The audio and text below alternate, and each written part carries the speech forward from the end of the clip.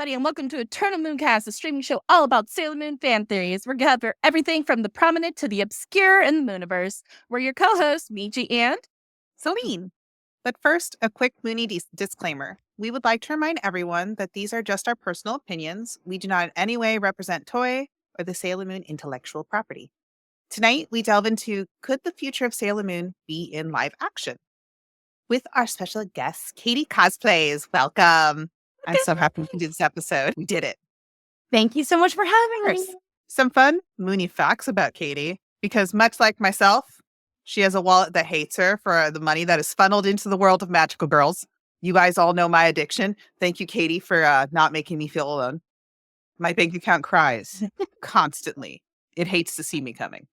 Oh, yeah. When not whiling away the times she has to adult, much like the rest of us, you can find her creating new and beautiful cosplays. They're very beautiful, that show her love for the show that has spanned over 25 years. So thank you, Katie. We're so happy we were able to have you tonight. We're talking Sailor Moon live action, which means that we're going to start off with the old school before we get into the new school. So let's talk about our favorite live action, the PGSM. We were robbed. Wow. Robbed. It was so good. Yeah. I was a huge PGSM fan when it first came out, like just so excited, like followed it from like casting through, like very much. I was very present on the internet when it like was announced that it was happening. I know like a lot of the lore behind it. Big fan. Of course, like I would download the fan subs like each week as they aired. Like I was here. Gosh, you were on the ground, like in the trenches. That was very much like that was me and my brother's like, fan sub era, like our BitTorrent fan sub era. Oh. So PGSM was one of the shows that my back just cracked. You said torrent, and I'm like, oh God. Line wire torrent era. I mean, that's how I was watching Naruto, to be honest, when it was first coming out. Torrents? Same. Fan subs. Torrent fan subs. That's how I watched Mermaid Melody. Mm-hmm. I just see a lot of shows. I missed a lot of shows that my brother was like, I'm not downloading that. Aww. Like, mostly was like this. So, like, I'd see like Trigun, I'd see like Bleach. I'd see whatever the like hotness was. But if it was something like too girly, it was like, no, it's not happening. So obviously Sailor Moon, but had to work a little bit hard for PGSM. For Toonami. Mm-hmm. Yeah, no, but that's so cool about your history with it. So let's talk about when it came out. What was it like? Do you want to tell us? It was so long ago because it was like 2003. Is that right? 2003 is when PGSM came out. I'm pretty sure. It definitely looks like 2003 Power Rangers, to be honest. So yeah. I remember being kind of like, oh, okay, so we're gonna do like bad CGI from like, because in the first episode it was bad CGI villain, and then very quickly, either they were like, we don't have the budget for this, or they were like, you know what, that's not even the vision. They like very quickly switched to tokusatsu, like someone in a suit for every episode, which I was like, yeah, that feels more appropriate, like for Japan. Like, give me a silly, goofy suit. Don't give me like cheesy, bad CGI. I remember having that thought when I watched the first episode. I swear I remember being on forums and people talking about it, because I definitely like that was very much in my era of wanting to be a voice actor. Oh, cool. So I had like joined a forum that was called, I think it was called The Voice. It was like for AVAs is what we called ourselves, like amateur voice actors. And I can remember like being like, man, I really hope that some producer, as we called them producers. Like, you were either an VA, an amateur voice actor, an AVA, or you were a producer. And a lot of times you were both. Like, most producers wanted to also voice act, but that just meant like the person who would cast everyone in their little fan made production, the person who would then cut it together, add in the sound effects, like basically do all the work. Man, I really hope someone dubbed PGSM. Like, I think that would be so fun. And I swear I can remember memorizing all the songs just in case I needed to like fan dub one of the songs from the series, like prepping some English lyrics probably for one of the songs. Like, yeah, I was in it. I don't think that ever manifested. Like, I think the closest I ever came to like a fan dub of Sailor Moon, and there weren't that many because it wasn't like in 2003, it wasn't like a hot thing to fan dub Sailor Moon. It wasn't like trendy, like Naruto, whatever was on trend at the time, My Hime, whatever. So instead, I can remember being cast in like one Eternal Sailor fan, or sorry, one Sailor Moon Stars fan. I think most of the cast was like already locked in. And I think I got cast as, say it was like Sailor Starfighter, actually. Like, and just being like, wow, this is a big role. I'm excited to be Sailor Starfighter. And then like most fan dubs never manifest. They would get all the hype and all the auditions from like, the kids in the audition phase. And then like maybe they'd cut together one or two episodes, and then it would take hours of their lives. So they'd be like, that's it. I'm tired. I'm not dubbing any more episodes. Like the smart ones would be like, I'm going to do clips. I'm going to do a little clip from an anime. And like, that's how is that basically they would just rein in their goals or their aspirations. But yeah, so what a tangent. Oh my gosh, what a tangent. Well, I've all of that to say, I can remember talking about PGSM on the forums about like how much we were enjoying it. No, that was an awesome tangent. I just learned I remember a whole some lot. of those. There were some phenomenal ones. But like you see it on YouTube and you're like, that was really good. And then you get like the actual dubs from like Viz and stuff, and you're like, wow. I mean, a lot of the people from that forum went on to be professional voice actors. Like Christina V, she was on the forum. She was basically starting to get real roles, like as I joined the forum. She's like just a couple years older than me, but she was so good. Like she had the it factor. Like everyone knew. We were like, this girl's gonna make it. So Christina V like went on to be a professional voice actor. She was one of the first from the forum. Erica Mendez was a friend of mine. Like he went on to be a voice actor. Her husband did the same thing. So it was really common like stomping ground. It was where a lot of like baby voice actors, millennial voice actors like cut their teeth before actually going into the industry. I wasn't good enough to like to like actually pursue it full time. I was like, I don't think anyone's gonna pay me. Like I'm too nasally. Like I'm sick all the time. I sound sick often. So I was like, I'm not gonna make it. I'm just here for fun and to make fan dub songs. Oh, it sounds like it was such a cool experience, though. Yeah, and I mentioned them because they were both in Sailor Moon. Christina V got cast as Sailor Mars, and Erica went on to play Sailor Uranus. Oh, that's so cool. I never had a mic to be able to get on those forums, so I was like, I want to do this. Yeah, I had like just the cheapest little USB mic. Like I can picture it to this day, like its little bass and the way it like, kind of like shot up in a little arc like this. Like oh my gosh, I had so many memories with that cheap microphone.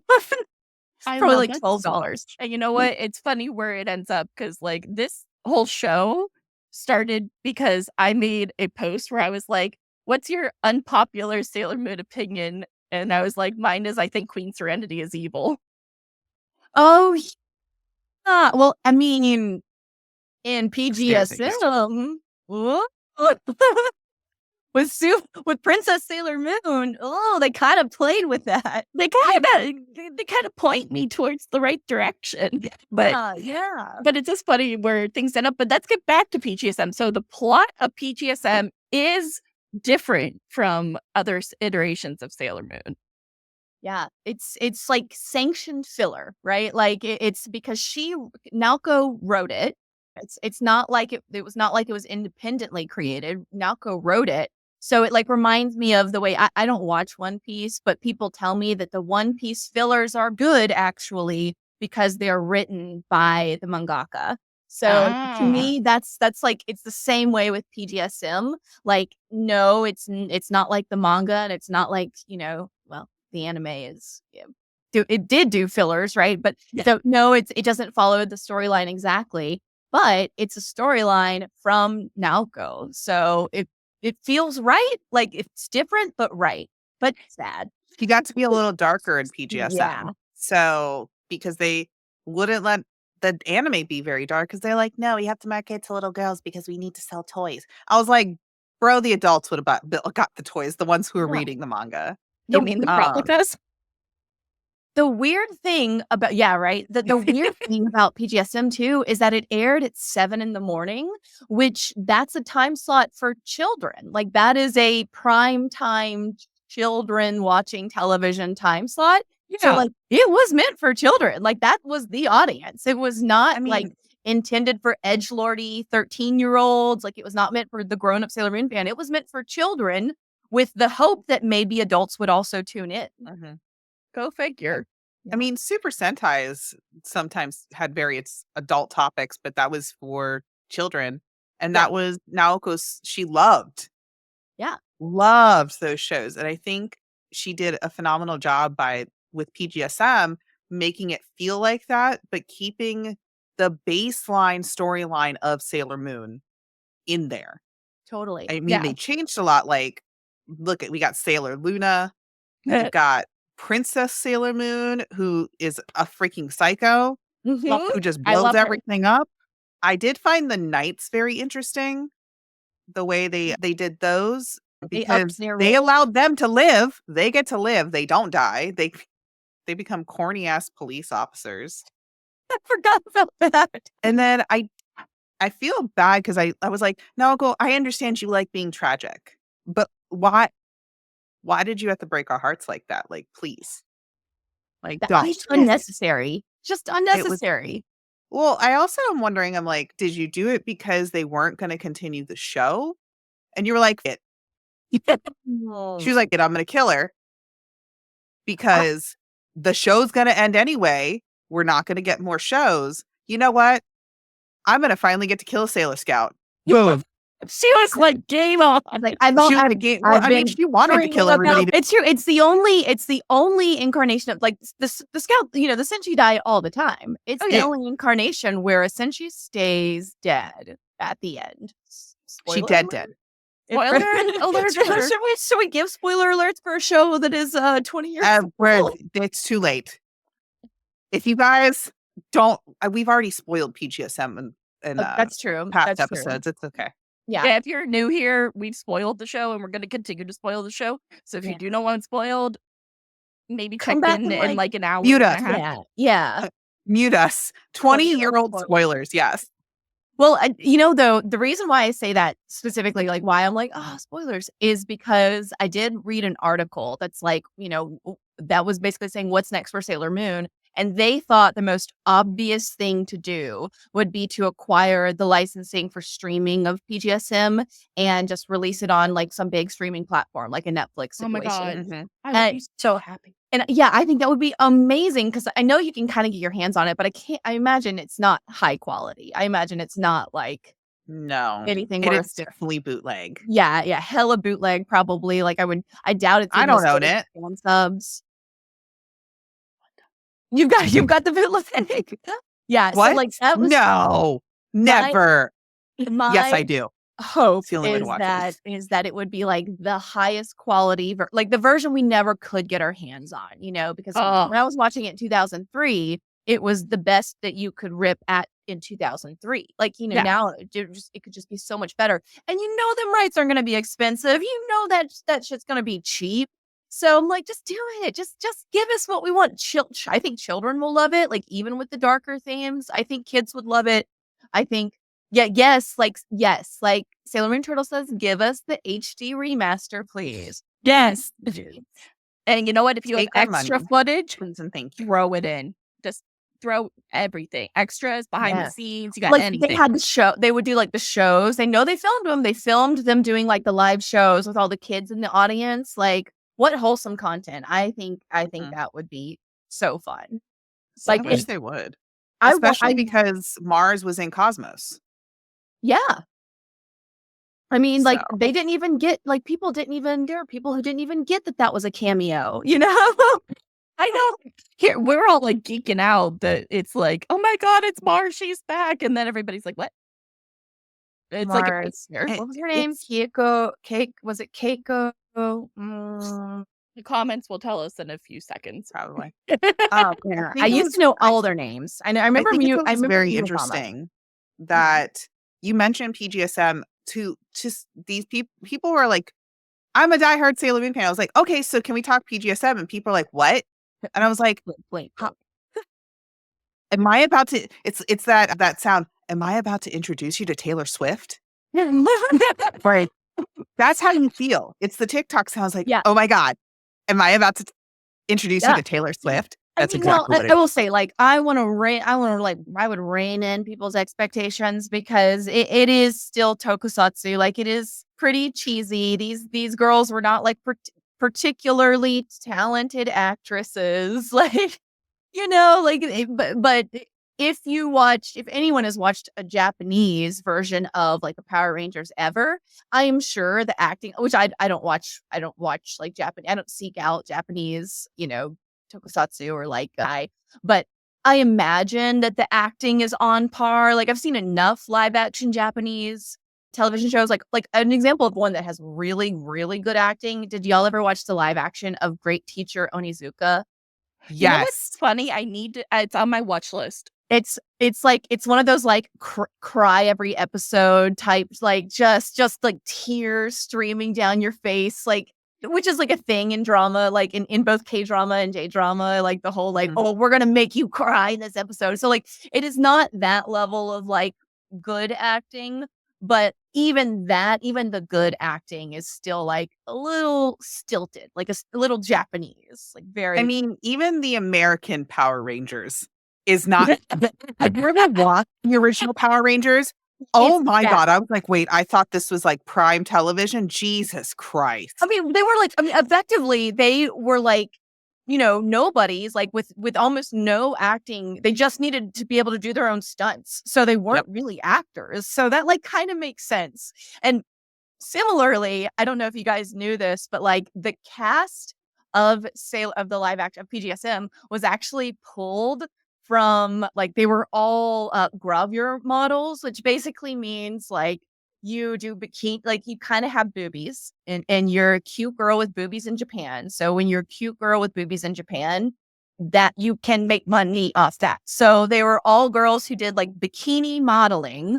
Only one of them was like a legitimate fashion model, and that was Miwazama, and that's because she's 5'7". So she had the height to like actually have a more, I guess, a more like traditional modeling career, and the others were more like gravure models who like somehow there was some sort of like interesting tie to them being a part of that like Lips group, like the group that they pulled the singers, Moon Lips or whatever, like the group that they pulled the singers from.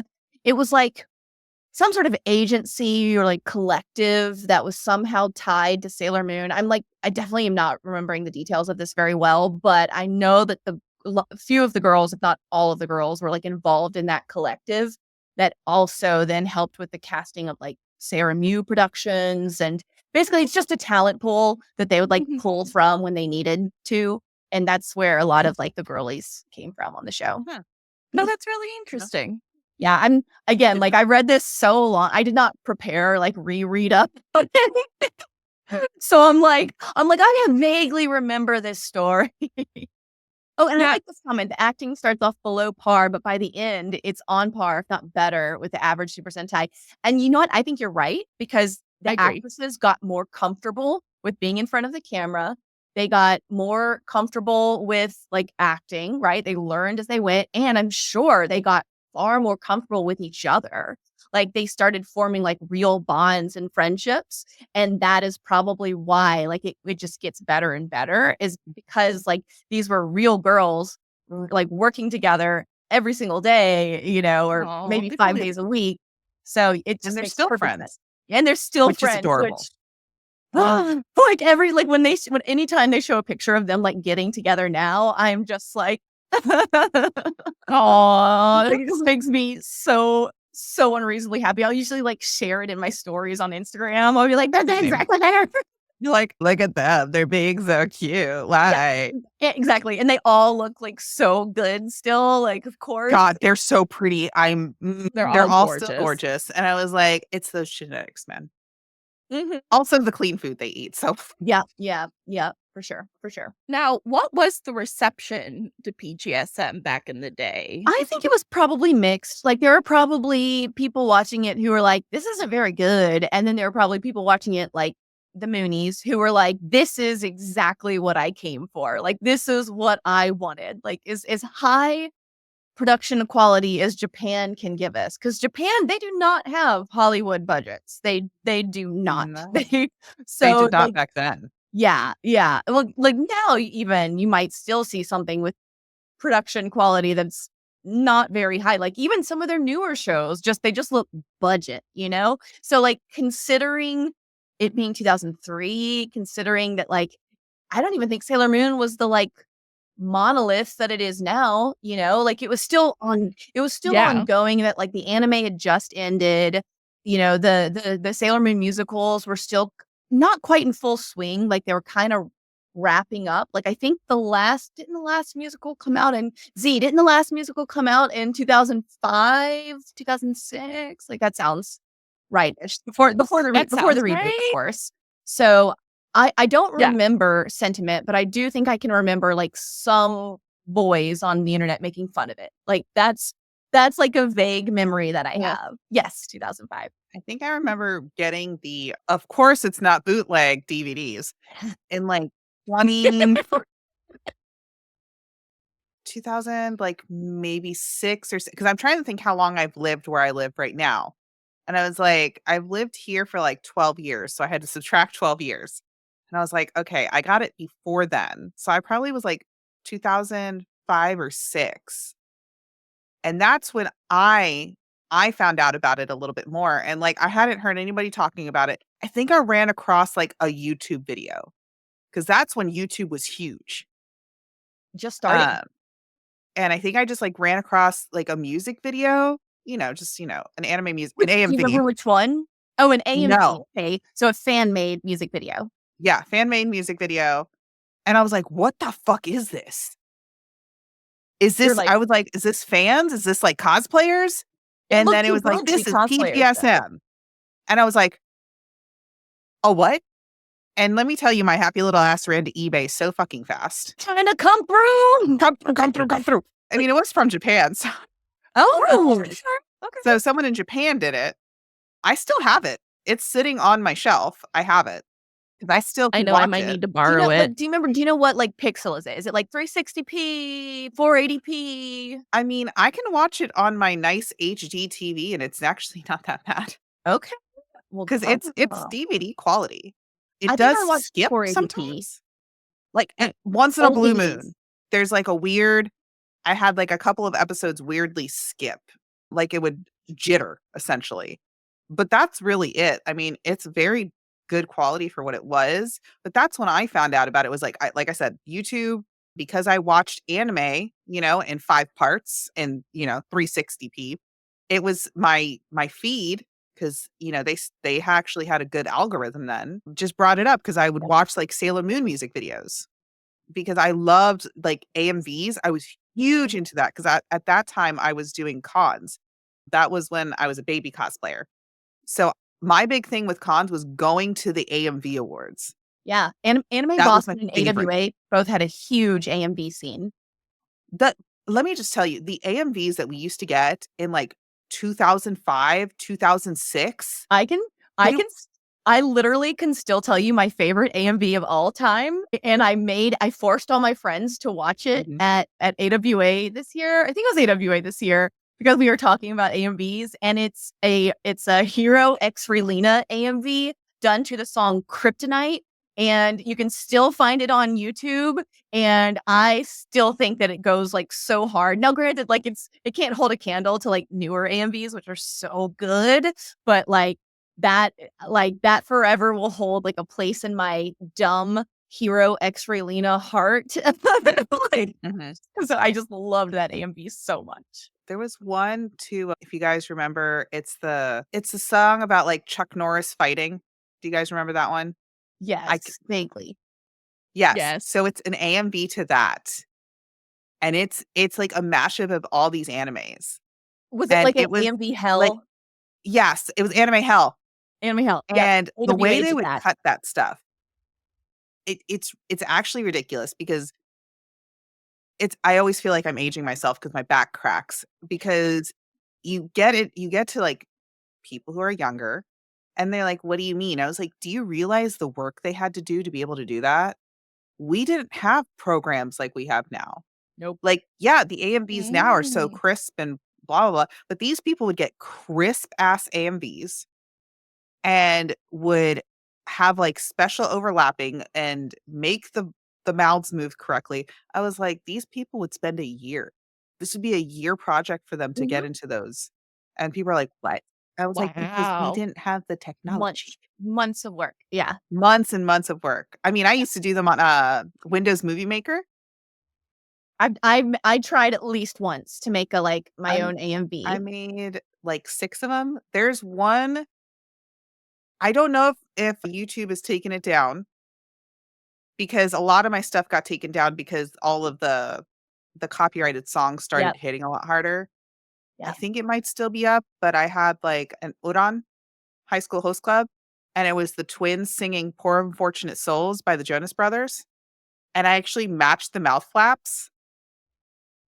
It's my proudest project, and I've actually showed it to people, and people are like, I've watched this. And I was like, I made this. And they're like, I bet I've seen in the one in the comments, I bet I've seen the It's My Life Sailor Moon AMV. Like at a certain point, if you were like a child on the internet for like a certain era, we saw everything because there wasn't that much to see. Correct. Now I'm like, there's certain like AMVs you talk about, and people are like, I know that. I've watched it so many times. Do you remember the AMV that like recut My Neighbor Totoro to turn it into a horror movie? Yes. See, like that's an iconic one. That one was like iconic. Yes. So it won. And so Anime Boston, like being one of the big AMV cons, that and AWA, like my friend Diana would always keep on top of like what won Best in Show at Anime Boston. And she'd be like, oh, here's this one that won Best in Show. And like we talk about them and watch them. And, it's a fun era. But that's my journey with PGSM. And that's the only reason I found it. Because the Mooney community really didn't talk about it. So like the Mooney like con community, because that's where I was, because I had a computer and I did have internet. I always find it funny because I've talked to because I do have younger Mooney friends, and I'm like, bro, I didn't have the internet till 8th grade. And even then, internet was a luxury. It's not like now where your phone is the internet, like a computer. So like the forums I was on was not Sailor Moon forums. So like I said, nobody knew about it. Like I talked to it with like my other Mooning friends, and like they're like, what the hell are you talking about? And I was like, it's a live action Sailor Moon that's like their Power Rangers that they have over in Japan. And they're like, the hell are you talking about? I was like, listen. I guess the voice actor, I think something about the fact that, the anime voice actor kids like all wanted to like keep their finger on the pulse of like what's hot and what's like gonna eventually get like picked up for dub. Because this wasn't in the era where like not very few titles got picked up for dubbing, right? Or got licensed in the United States just because like companies were like, we got like what 4 5 big animes a year. Exactly. So I feel like because like we just had our like pick of everything from Japan, but at the same time you'd want to do like the hot stuff. You'd want to do what's popular, what's cool, because that would be like the production that would get you like a bit more like noticed if you dubbed like a popular anime versus some obscure shit like that nobody knew anything. Like I can remember like someone doing a scrap princess, and like I would audition for like just about anything because I wasn't that good, but I wanted like the lead main. I wanted to be the female main character. I wanted to be the FMC. And I think I remember so I can remember most of the ones where I got like a big role, not just like a girl being like, wow, stop that. So yeah, like I can remember like being a lead in Scrap Princess. I wasn't the lead, but being a lead in Scrap Princess. Like My Hime, I remember being Mai in that one. And oh god, like I used to I had like a resume like where I would capture all my like my fan production roles and stuff. That's no, it's so lame, but it was like I was nerd. So, don't look at my nerdy resume. Don't look at it. That like it's lost to time, but an internet archive exists. What if I just hold on a second? All right, but while Katie is still looking, why don't we talk a bit about why do we think the PGSM ended so soon? And my Because guess, they don't love us. Yeah, because they don't love us. My I guess think- is that it was. I think it was probably exactly as long as they wanted it to be, because I imagine, like, with a show like that, I'm sure the actors were like, I don't want to do this forever, right? And they got like 54 episodes. That's like a respectable in Japan. That's like a respectable enough show. Was it 41 and 2 specials? Was that right? And then I think they so. did a couple like live action, like they did a couple of like theater shows as well. So I think they told the story they wanted to tell. Personally, I could be dead ass wrong, but I think they told the story they wanted to tell, and then we're going to move on to cheaper ways to get the to get more fan money, like because I'm sure the show was wildly expensive compared to like an anime. Just the costumes alone. I think that they weren't getting the ratings in the toy sales. Just like Uda said, they were not getting the ratings they wanted. The ratings dropped because the excitement probably went down. And that's literally it. I think Toei is famous for just tossing stuff the moment they're not selling enough toys. But look at the toys now. The toys for PGSM are so flippin' expensive. It pisses me off. It's true. Because like I have a couple of things, but it's very hard to get a hold of those toys because they were played with. Like girls played with those toys because they wanted to mimic the show. Even more so than like the Sailor Moon toys. They are so expensive. I have like a little like tiny Sailor Jupiter from the show, and it's like very clearly the live action Sailor Jupiter. Like it actually looks a lot like her. I have those. I think a friend acquired that one for me. I do not believe I paid for that. It took me forever to find all 5 of them. Oh, I have all 5. I got it in like 2006. Like it was. There's 2 versions. Yeah. There's 2 versions also. There's one standing and like one in poses, if I remember correctly. I have the standing one. She's like standing with like I think one hand on her hip and one arm down, if I remember correctly. They were super detailed. Yes, they were super detailed toys. I want the Sailor Luna doll. Oh yeah, so bad. Because it was so cute. Sailor Luna, honestly, the moment she popped up in the show, I was like, I love this show. I loved her so much. She was so cute. I think I remember a lot of people hating Sailor Luna, like similar to how people hate Sailor TV Moon. Like I totally swear I remember a lot of people being like, "Yep, it was." Yeah, they had Chibi Moon hate for her, and I was like, she's not even Chibi Moon. She's actually helping Moon and not insulting her. She's adorable.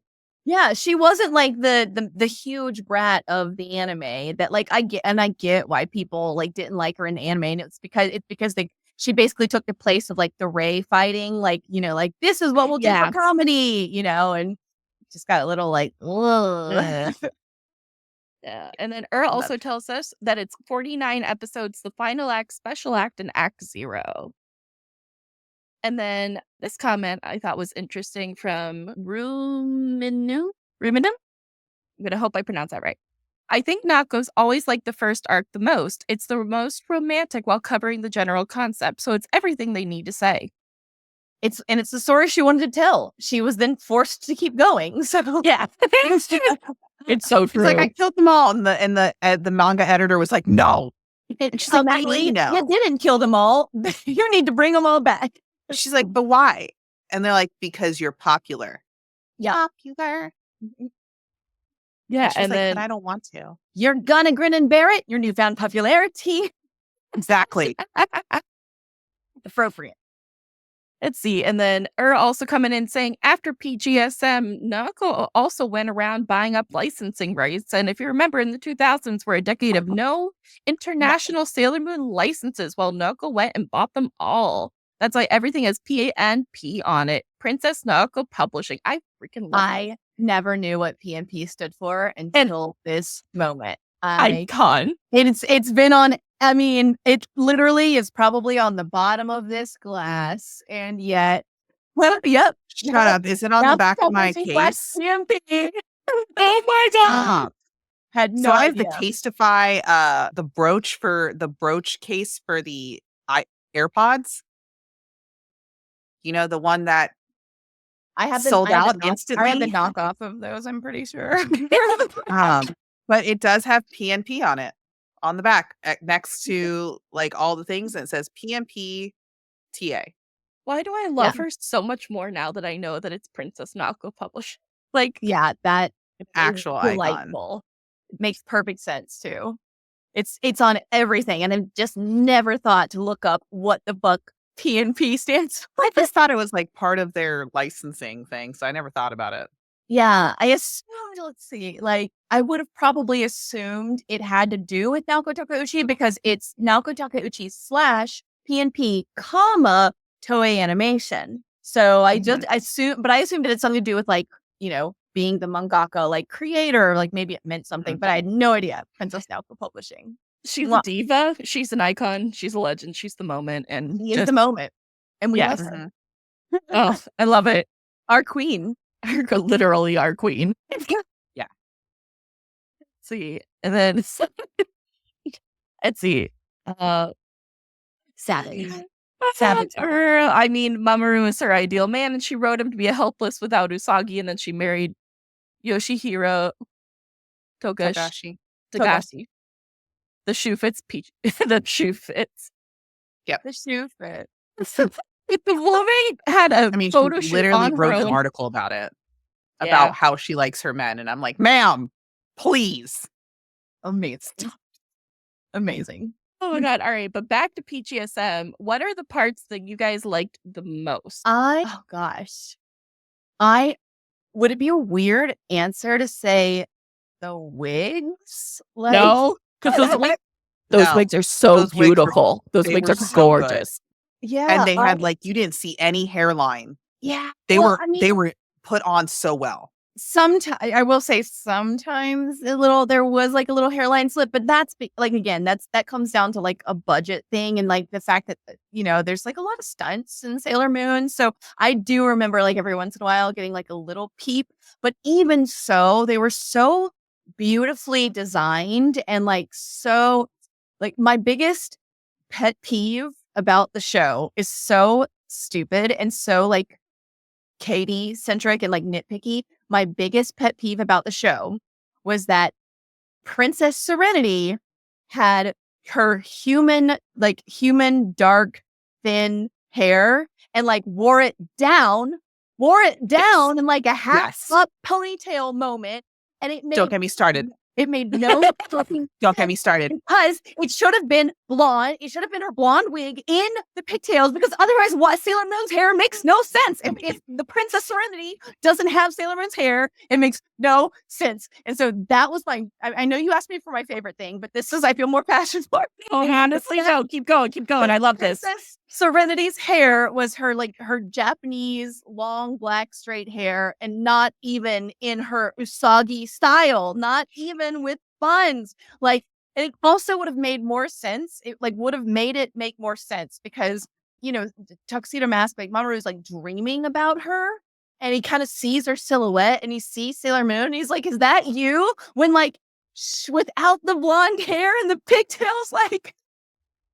And so that was my biggest pet peeve. I will say, okay, but I remember folks dragging Venus for her wig being dry. I don't remember that.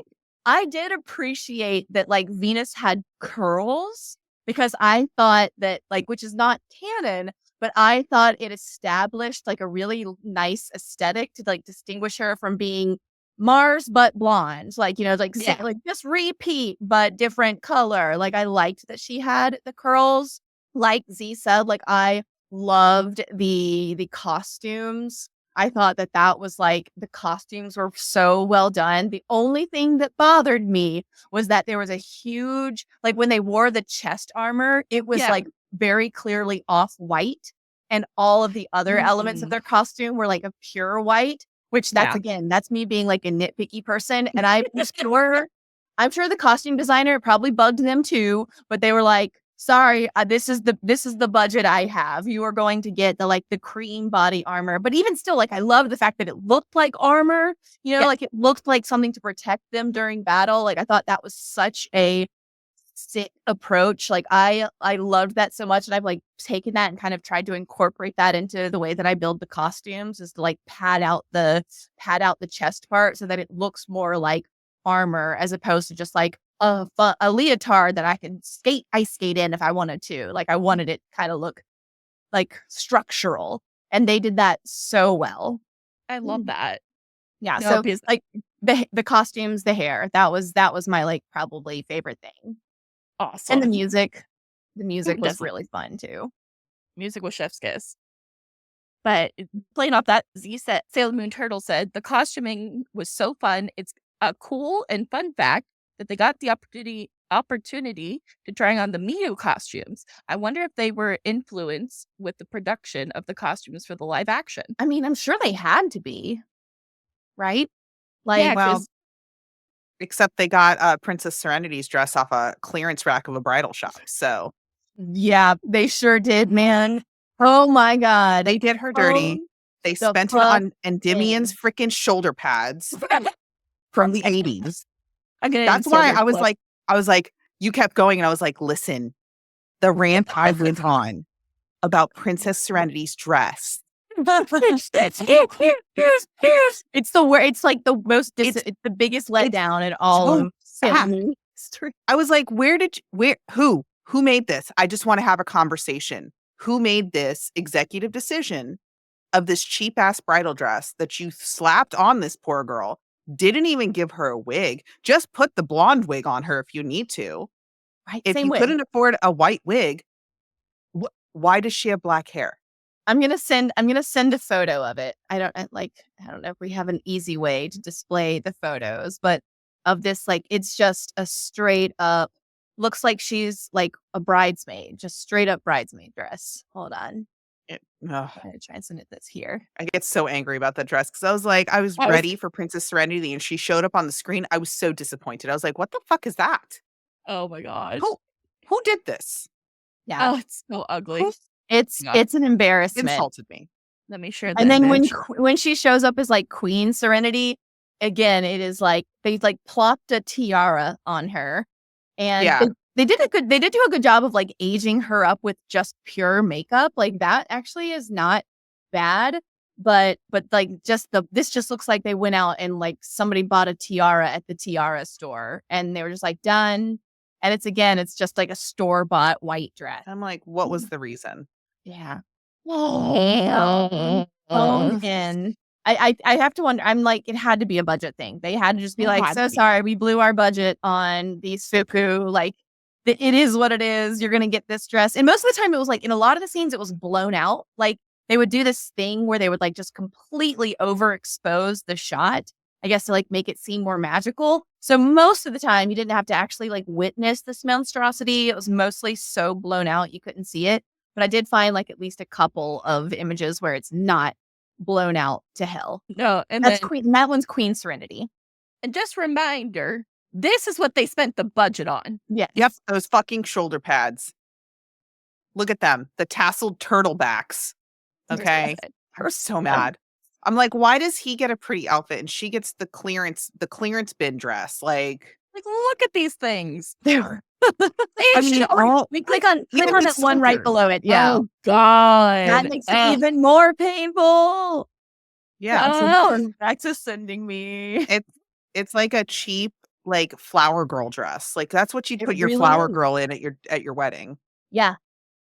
And that is absolutely I have not a single doubt in my mind that is off the rack. Yeah. And they had no reason. It so is. Like there's no reason that they couldn't have spent like half the budget, given him like half the shoulder pads, and then like cut the shoulder pad budget in half. And then just add a few rhinestones at least. Like, my God. Yeah. Well, I have to wonder if it was one of those costumes where like in person, like if you saw it up close, you might be like, oh, okay. Like they did something and just it like doesn't come across in the like shitty low quality. So if we get our HD remaster of PGSM, like maybe click on that one. Did you see it? The one that looked like a scan from a magazine. I think you'll have to hit that to get to the last one. Yes, that one. This one? See if you can get that to pull up. It looks like a promo scan from something. Yeah, I can't pull it up anymore. It looks like it was a live action model thing. Yeah. So Ruminum just asked an interesting question. Do you ever wonder if they didn't do the original dress design because of copyright related to the Dior design? I can actually answer this question. You can't copyright clothing. Correct. Clothing is considered utilitarian and it cannot be copyrighted because basically it's like a necessity for life. So you can't actually copyright clothing, which is why knockoffs are legal, right? It's why like anybody can run in and be like, I'm going to just make that exact dress, but not put your logo on it. And so, and I know this, my husband's actually an IP attorney. So he's actually like he's done full panels on this. Like it's been many, many, many years since he's done full panels, but you can't copyright clothing, which means that like when you make a cosplay of a character, or let's say like you make a cosplay of an outfit from a movie, the problem, and then maybe you just decide I'm going to sell the pattern online. The problem is not the selling of the pattern, it's the using of the trademark. And the reason why the using of the trademark is a problem, like AKA calling it like, Sailor Moon costume pattern, like Pretty Guardian Sailor Moon costume pattern. The reason why the trademark is the problem is because in order to own a trademark, you have to defend it. You can't like let some people get away with it, but then go after other people because other people are like making millions but these people are only making hundreds. You don't care about the people making hundreds. Like, no, the law basically says that in order to like own and keep a trademark, you must protect it from any and all infringement. So that's why companies will go after teeny tiny creators. It has nothing to do with them being like, we copyrighted that costume or we copyrighted that, little doodaddy that you made on Etsy. It has everything to do with the fact that you have to protect a trademark in order to keep said trademark. So which is why she's called Moon Princess or something. Exactly. Most of the time. Even on fan arts. Swerve, use meta tags with the real word, but then in your listing, don't call it the Sailor Moon, blah, blah, blah, or don't call it the property name, blah, blah, blah, and you get away with it. So as someone who has to swerve that stuff on Etsy, absolutely. Because I say custom. It might now, and I don't put the name. It could have been, and let's see, I always wondered if there's another comment from him. I always wondered if Naoko had issues given how prominent her characters became and the very obvious list from Mugler and Dior and others, possibly more so than it's. I honestly kind of wonder if it wasn't out of respect that they didn't like fully recreate the Palladium dress, right? Like because they were like we could. There's no legal reason why we can't, but respectfully, we will choose not to because she has so much respect for fashion that I would assume that that's why she didn't do it. Now, what would really fucking rule would be if they had the budget to borrow it. Like, that would have been like that would have just been like women on. I would have been so scared to wear it. It's just. I'd be so scared to wear something like that. Oh, me too. I mean, but like the thing is, if you're like filming, you have basically a crew to like help you, move around in the costume, like, watch it in every scene and be like, don't do that, so I feel like that would have been the perfect scenario, but I know that is not the budget that they don't have rent the runway budget. Nope. No, for sure. They looked at that dress and they were like, no. My best guess is that it was out of respect. It was a budget issue and then out of respect for the designer for Dior that they didn't knock it off. That's so interesting. Thank you for that awesome explanation. Yeah, that was epic. I still think they could have just hired a cosplayer. Oh, definitely. Oh my gosh. Although in 2003, could have stayed in budget. In 2003, we weren't that good. In Japan, they were. It was a different field back then. In Japan, they were. Because they were rocking our socks off over there. That's true. Although I do think Japan definitely is a bit more like they've been doing for years the technique that, which is the like hot glue some trim on it so no one can see your sins. Like they've been pulling that one off since the beginning. So yeah, I kind of wonder if like the techniques and stuff that we got away with in 2003 would probably not. Oh, they didn't have the budget to give Usagi a dad. I was waiting for you to finish to show that one. Yeah, so all that to say, in 2003, I don't think any cosplayer was good enough to like save that hot mess because we were all pretty baby then. And then, Selene, did you want to tell us your favorite parts of PGSM? So one of my favorites was Sailor Luna. She made my day. I'm not gonna lie. She had the cutest little moves. I loved her little transformation. It was also very unique to the show because I hadn't seen any like the Sarah Muse and stuff like that because I just didn't. And I also really liked Dark Mercury. Oh, Dark Mercury. Yes, I was about to bring her up. She is one of my favorite characters. I love the fact that Ami got to be a badass. She looked so good too. She looked so good. I really enjoyed the storyline that happened in PGSM. It was very, like I said, it kept the Sailor Moon baseline, right? You had a lot of stuff that is iconic that was still there, but look how cute she is. I just love her so much. I love her. I also love her wig.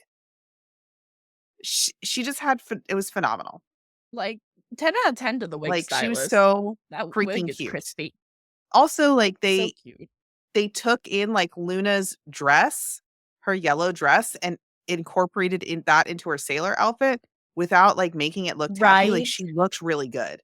Yeah. And they also, with the hair, kind of kept it close to what Luna's fur is. That like purplish blue. So I just love her. Yep. They're not quite, not quite blue. Yeah. Yeah. Back to the storyline. I did enjoy Venus's storyline and how that went through. I do love that Burning Love was in there. They kept that kind of like, you were like, you guys are a little close. But I also love the story that they had for the generals. And it was very unique especially with Zoisite and his like foresight for things and him with the piano and him actually that he was actually trying to overturn Beryl. Like he was looking for a way to free them and he was actually going against Beryl. Like he was like doing little sneaky things against Beryl. And also I love that Dark Mercury hated him. He they had a great relationship. About that. She was like, you're sus. And then also the story with Kunzite, because Kunzite wasn't in the beginning. He was a gentleman living in the house with no memory. And like Usagi meets him, or is it Mamoru? I forget. One of them meets him, and then he eventually gets his memories back and becomes Kunzite, the general. He becomes General Kunzite. So I just found the stories very unique that she put in there. And like I said, I'm very sad it didn't go into the Outers. But like I said, the ratings dropped more than likely because I remember seeing something about that. Like the ratings started dropping off because they were taking too long, to be honest. They should have sped it up a little and gotten to the Outers a little bit quicker, I think. And I think that show would have continued. And then the toy sales weren't great. And I was like, well, you didn't really make a lot of toys to sell. You made like the little tambourine thing, their communicators, and like Usagi stuff and a couple of plushies. I don't know what you're expecting to sell. You know who I remember, like, what I felt like we lost momentum, or like I don't even remember why I didn't like the character, but the human persona, I don't remember her name, but she was like the human persona of Beryl. Oh, her disguise. Her human schoolgirl disguise. He was like a foil to Usagi. Yeah, it was almost like they brought back Anne from the Alan and Anne kind of like, and she had a name kind of like that. I remember always thinking she looked Hafu, but she wasn't half. What was her name? Beryl live action. Just some Mio. God, what memory ruminum. You can tell I have not rewatched PGSM, but yes, Mio. I remember like not being a big fan of like the Mio arc. feeling like it just felt like Dark Curie all over again, like to me, it didn't hit. Like, and maybe some people like loved Mio, but I just remember thinking like her performance was very like campy and over the top. And I just remember being like, I'm ready for like I'm ready for the Mio arc to be over. Like, can we just keep going? Can we keep moving on? Guaranteed you that ruined it. Because like I said, they dragged the Beryl arc was 49 episodes. I'm like, stop. Yeah. Stop. Like, you should have wrapped it up a little bit quicker. They should have gotten a new enemy. They should have gone into who's next after Beryl. It's Alan for the regular Tree manga. Of Doom. Then you're talking yes, Black Moon Clan. Yeah, they should have. Bro, they had gone Black Moon Clan. Even though people hate on Chibiusa, they would have continued. How do you do Black Moon Clan without Chibiusa? That's like the question. Because it's like getting children in a live action show. Like, I mean, there's a reason why Luna was a plushie half the time, like it really complicates things. I mean, they could have figured it out. I feel like they could have just had her in a, like, maybe some less scenes because she's not a scout at that point. And they could have like twisted the story more with it focusing on Sailor Moon overcoming the Black Moon Clan a little bit more. And like they reference Chibiusa or something, something like that. But I feel that if they had wrapped up the arc a little bit more, because I remember Mio and I was like, this is I had to push through those freaking episodes. I did not like it at all. There was something else I wanted to say that I really liked. I did remember correctly. Her name is Elisa Dubrow. So Elisa Yuriko Dubrow. So I'm pretty sure that she is. Oh, here we go. Her mother's of Japanese descent, while her father's is an American of English descent. That wasn't me like misremembering or being like, she looks different. Like, she really was. Going back in the comments that I wanted to point out. Let's see, where is it? Since we were talking about Sailor Luna, said, I recall debates about whether Sailor Luna was a real guardian or if, because of her transformation, uses a phone for the costume transformation and not a true item. But she had her own powers, so it must have been legit. That's true. I forgot about that. She didn't have the new Sailor Meow. That makes sense. Sailor Meow. She is Meow. Actually, that would make sense. There was something else I was going to say, and I completely she's not doing a very good job protecting her planet, though, by being away on Earth. Yeah, it's true. So technically, Chibiusa was in the special act with Usagi's. Usagi had morning sickness in the special act. I do not remember. Yeah, she did. Like, as in she was like, I'm pregnant already. Which had she been married long? No, she had just gotten married, wow, I think. I mean, in the manga, they were doing the freaky deaky before they were married. So that's true. That's very Japanese of them too, to not like save themselves for marriage. I mean, that's more of a like, American kids show kind of thing. But I guess to me, I'm like, if you're gonna live eternally, it doesn't. How can you be? I know that Usagi or that Chibiusa is like ancient. She's like actually older, but if like she's pregnant on day 2 of her marriage, I mean, Chibiusa is over 900 years old. Is that what it is? Yeah. I thought it was like she's over 900. I thought it was like 50. And that's why she's so angry that she's still a kid, a child. And I was like, bitch, I would be too. Absolutely not. I would be. 900 years of a childlike body would make me and that's why my dad she does start growing up as her Sailor Scout powers come in, though. That's why she her and Saturn started looking different. Like, they started becoming taller characters and like a little bit more mature, which I really did enjoy, because I remember I was like, she can't stay a kid forever. And then you saw her come back and you're like, she aged. Yay. Oh, and Ura pointed out a cool fact. When Rina Koeki was cast, she thought she was going to be playing Chibiusa and was surprised to be a human Luna. Yeah, I bet she really did think oh, I'm gonna be this. And they probably were a little cagey about who she was gonna be because they didn't want to spill the beans. But yeah. Mm-hmm. It's really common actually for people to audition for things or a character and know the production, but not actually know the character, because a lot of times I read that auditions will actually put fake names for the character, and it's to basically stop people from being I know what's coming because I saw the audition posting. So I bet it just said like young Sailor Senshi girl in the live action Sailor Moon. Like I bet it didn't say like Sailor Luna. Oh, that's so funny. That makes sense. Probably also not to spoil Selene, it I think you because said we you didn't know Sailor Luna was coming. Yeah, exactly. True. Yeah. So like that's what they do in like lots of like adaptations. And even probably things that aren't adaptations is that they just put dodgy things like on the audition casting list or like on the auditions they post to the world, and they make it like clandestine so that people can't be like, we know this is coming because the casting call was released. No, and then Selene, I think you said you had one more thing about the show you liked that you wanted to say. I had it in my head, and then I lost it, and I was like, no. You were talking about the generals. Plot. Okay, generals. I did the generals. Yeah. That was good. I mean, I also Dark did like the distinction between their civilian form and their transformed form. I think that was brilliant to do. Yes. I thought it really gave you that magical girl sense because they're supposed to be disguised. Like you're not supposed to recognize them. And I think having the girls have regular hair, having their hair styled like their senshi. Very little makeup. Very little makeup.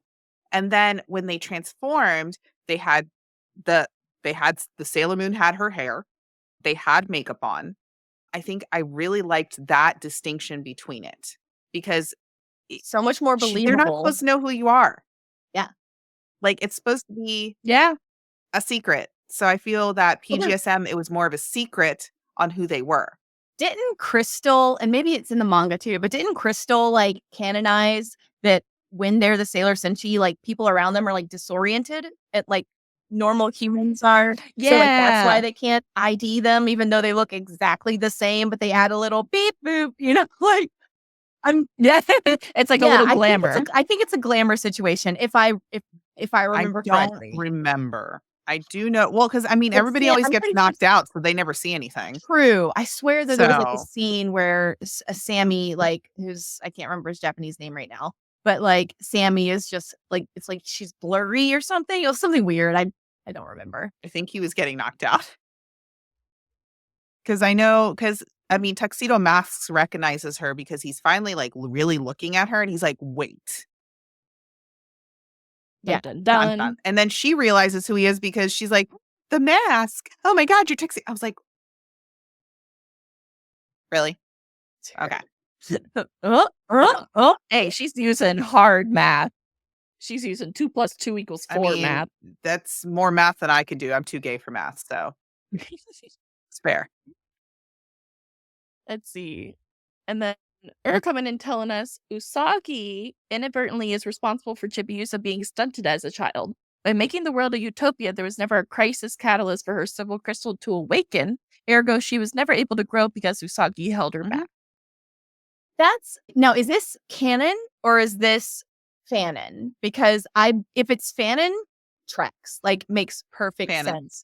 I sometimes think that Naoko Takeuchi just doesn't put as much thought into her property as we do. Yeah, he doesn't. No.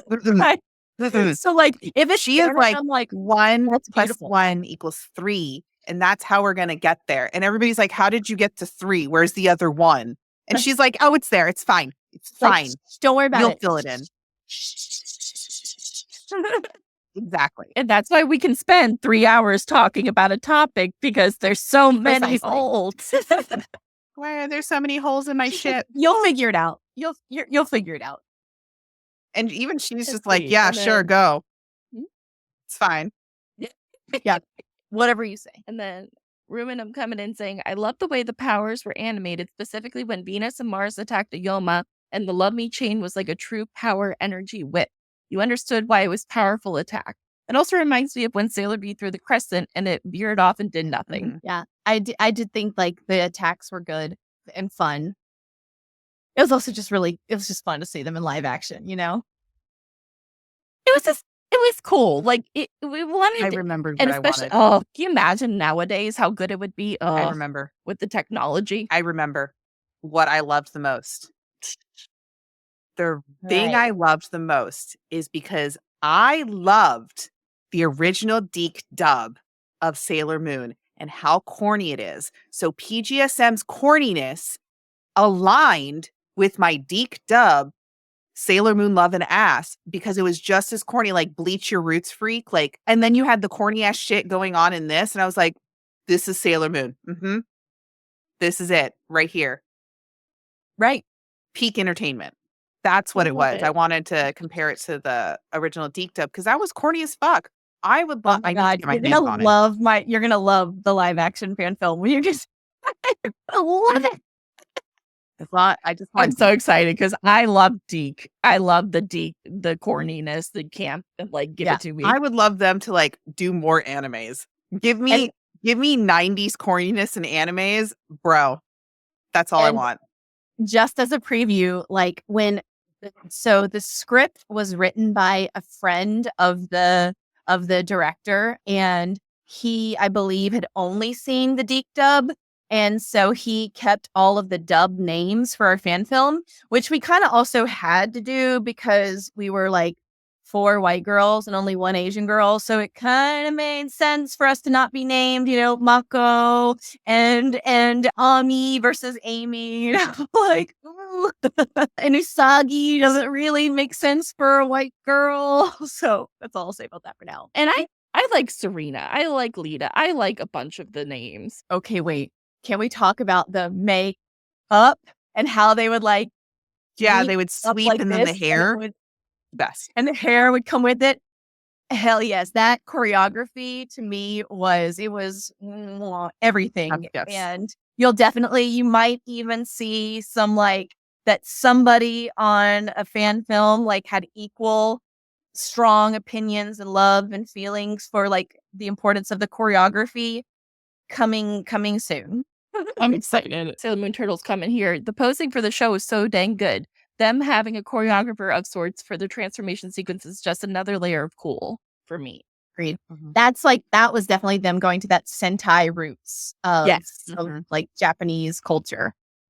Being like, oh yeah, we're gonna have like scenes where they all like run up and stand and explosions behind them, like that you just have to. It's the formula. It was great. I love that shit. I was like, yes, this is corny as fuck. Please keep going. Like I can't get enough of it. And then there's a comment from Ruminum that circles back to one more thing. It's like I can't see it anymore. Here we go. In the 90s dub, Venus says they look different. I don't think it's ever actually addressed in the original manga or Green Crystal. They actually seem to recognize one another quite fine. When Uranus and Neptune arrive, they all recognize one another. Now, do we like in the that's true. Like, didn't they immediately clock Uranus and Neptune? Yeah. Okay. You're right. They're like, you're right. It was only in the 90s that they were like, oh, who could they be? Who could they be? Oh, look, it's Amara and Michelle. Right. No. The manga was like they recognize each other. They're like, oh shit. Some of the Deke lines are going to be so painful. Where my Eternal Mooncast sister show, the big show, just Senshi Summer Party, we're reacting to the Deke dub, and I know that once we get to season 3, it's going to be so painful. They're girls and cousins too. Oh, and then season 3 is also when they bring in like the new Usagi, who like bless her heart, like was trying to do her best to sound like the old Usagi, but like that's the one that iconically people are like, whoa, like just it's the voice that just makes me be like, huh, that sure was a choice that voice actress made. I do love that she like settled into it though. She like pulled back from that as the series went on, and she made it more her own. So I'm glad she pulled away from the Deke Usagi, but kept a little bit of trying but imitate someone who she wasn't. Like I still think that she was maybe, and I know like I've heard she's an extremely nice lady, but I'm just happy that like she she saw through the rest of the show, like every episode, what I mean? Like she didn't quit. And like because of her contributions we have season 3 and season 4, so I don't like mean to speak ill of her, but I do think she was maybe not the right casting choice, and I say this as like a child who wanted so badly to be cast. Was Linda Valentine, was she number 3, number 4, number 4 or 3? I know Terry Hawks was the people generally enjoy her performance. I think that's who I have an autograph from is Hawks. While you're looking it up, I love Sailor Moon Turtle's comment. Down to the girls doing ribbons to color her hair. The transformation sequence really illustrates the senshi respectively. Mercury being graceful, Jupiter being powerful, etc. Yes. All right, hold on. I'm finding the article once I find the main article on Sailor Moon, it will list up. Okay, here we go. Tracy Moore was number 1. I want to say one of them blew out their voice. Like she blew out her voice. I don't remember who, but one of the first 2 blew out her voice. And I think it was Tracy Moore who blew out her voice. And that's the reason why she only dubs 1 through 11, 15, and 21. It was because her voice was blown out. She was like, I just can't do this anymore. Yeah. Supposedly.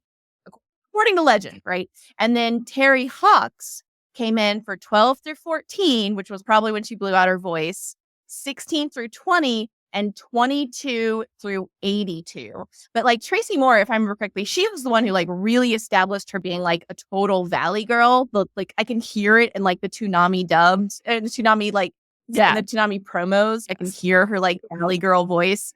And then Terry Hawks came in and like kind of established like, oh, this is what our American Sailor Moon is going to sound like.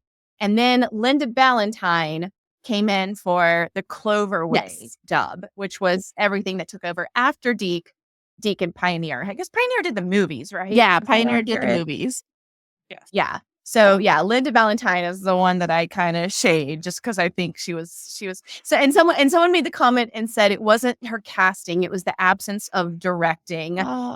Maybe I could give that to her. I definitely think that like a lot of fans have a fondness for her, like again because of like what she contributed to us, like in helping her part and making sure that Sailor Moon didn't stop at season 2, right? Yeah, like making sure that we got a season 3. So I get our fondness for her. Of her in the Pegasus arc.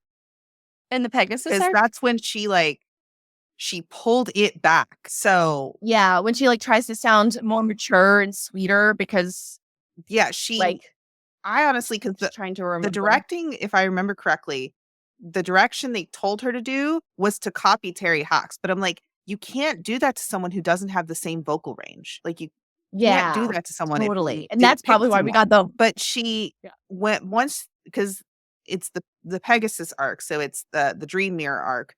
That is my favorite of her because she was like, no, I'm not going to mimic her anymore. I'm going to, still have the same attitude, but this is how I'm going to voice her. And it was just, that's my favorite arc of her, not the previous season, the first season with her. It was the final season that she did was much better. Yeah. And Loki brings up a good point. Old voice acting was rough for the actors because the directors were either non-existent or overwhelmingly micromanaging, and there was zero in between. I can believe that. I can definitely believe that. I mean, like that was from the era when like no one even believed that good dubs existed. Yeah. Right. Like people were like, there's no such thing as a good dub in that era. And then I remember like what was like one of the first dubs that we all collectively as a fandom were like, oh wait, dubs can be good actually. Cowboy Bebop. Like that was one of the first ones where like, oh, but Sayuki wasn't aired. True. Right. So like I'm talking about like the entirety of the anime, fandom. Outlaw Star. Like in the Western world, I should say, in the Western world. Oh yeah, Outlaw Star. That's Outlaw Star and Cowboy Bebop. Tenchi Muyo also was very well done. They got the right voice actors because those were all aired at the same time. I would say, but I think there are probably plenty of people who would say that like Outlaw Star and Tenchi Muyo, they like people hate them. I don't know if I've ever met someone who's like, I hate the Cowboy Bebop dub. Yeah. I mean, like, and Fullmetal Alchemist that came after Cowboy Bebop. So like, yes, that definitely was one of the ones that maybe people be like, oh, dubs can be good, actually, like really good. Definitely SMA was like right up there with Cowboy Bebop. And I think that's what helped really the dub come back, really. But I will say, like, watch Sayuki in the dub. Do not watch the Japanese. It's not as good. Because I was reading the subtitles because I was like, oh, let me listen to the Japanese. And the subtitles, I was like, wait, they don't have the same, because like there's more cursing in the English one. and it just gives them like a rougher edge. Yeah. And I was like, I'm going back to the English. It's just like Black Lagoon also. Yeah. Kill la Kill, I would say, is another one where I think the dub is funnier than the original because like there's so many Japanese jokes that we don't get as a Western audience that like are probably pretty funny to Japan, but then Kill la Kill, like they were like, no, let's Westernize the jokes. Like, let's make this funny to us too. Now, a lot of them don't hold up because it wasn't a product of its time, but at the time when it first came out, they were, I would say, jokes. And then hold on, there were some comments I wanted to go back to that we all remember the first Cloverway episode of S. Like, yeah, I'm still traumatized by that specific episode. Like, because I don't know who else might have been recast. I think most of the voice actors stuck around, but the Sailor Moon, like, I'm traumatized from that. And then Uranine said, it's not a blonde fondness. It's hearing what she said from interviews and conventions, which was a hellish production schedule and very mixed direction. So, yeah, I mean, she did get better. So I should definitely give her some grace because it got better. And maybe the direction was imitate this person you sound nothing like. And that's why it was so just total like ice pick in my ears. That's why I said it's the mirror arc, the dream arc that's when I was like, oh, you changed this and it's so much better. Stay like that. Stay right there. Don't go any other direction. She came into her own Sailor Moon. Like, that's when she really identified herself. And I think that's when she did shine. Mm-hmm. Especially that last episode when she is up and about to jump to go after Reedy. And she just says, I pity you. Oh, it's so good. Yes. Yeah. Because someone pointed that out. I think it was Ura pointed that moment out when we did an episode on Neheling, and that moment sticks with me. Welcome back for the second half of Could the Future of Sailor Moon Be in Live Action? And the first half was talking mostly just about PGSM. But the reason that we talk so much about PGSM is because we're going to circle back at the end to see what we would like to see carried over and what we want to see it for ourselves in the future if we were to get it. Okay, so I'll give like a very brief, like I'll try to keep it under 2 minutes. So Fred Grant is a very talented graduate. Basically, he's a film student who has like actually gone on. He works in the industry as an editor. I want to say, I don't know if he still works for Universal. I know at some point he worked for Universal as an editor. Very talented film student who I connected with and worked on one of his student projects. Like, I want to say probably 10 years ago. Like it might have been like 2014, 2015, something like that. And I remember not SCAD. It's something it's one of the schools that's not UGA, not Georgia Tech, but in Atlanta proper. I don't know why I can't remember the name. I didn't go to school in Georgia. That's why I can't remember the name. But so Georgia State? GSU. That was it. GSU, Georgia State. All right. Sorry. So he was a film student at GSU. He made a fan film. He like basically decided that he really wanted a cosplayer to be the villain in his fan film. Like he kind of just got this like bug in his ear that would be like a fun little thing to do. I don't remember if he I think he reached out to another student. Oh, we got it. It is Georgia State, GSU. So he, I think, worked with another film student of his who like had also reached out to me because his friend wanted to do a superhero project. I could be wrong, and it doesn't matter. It doesn't matter how he found me. Anyway, he found me, and I was like, that sounds fun. I will do that because it's low stakes and it doesn't really matter that I'm not a good actress. So I did this like student project. He's a huge nerd, and he he also cosplays himself. He started dating a girl who was like a cosplayer and a huge Sailor Moon fan. That is now his wife. They are now married. So the Sailor Moon in this was his girlfriend at the time, then fiance, now wife. Basically was like, right? And she was like, she had also like acted in a couple of his like, very like low paid or no paid student projects.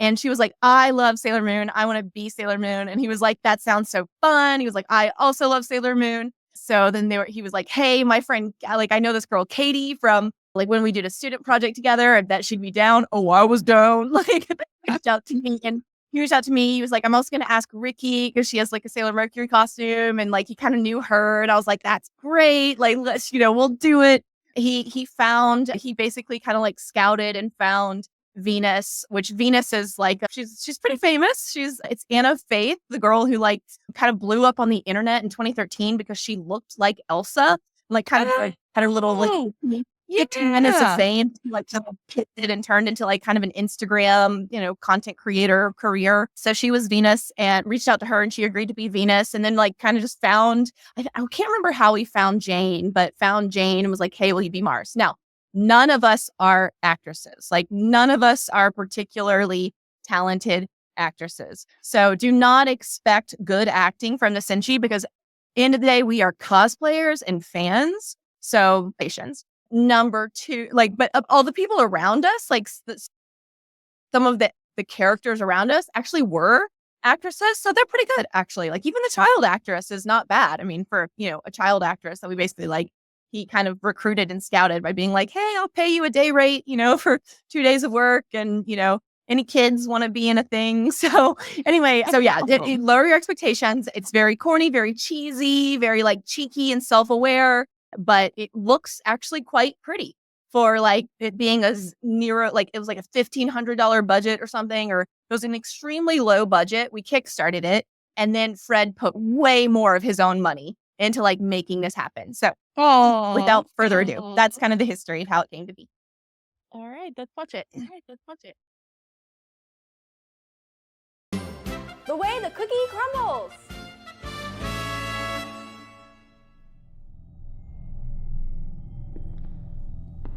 Nephrite, is that you?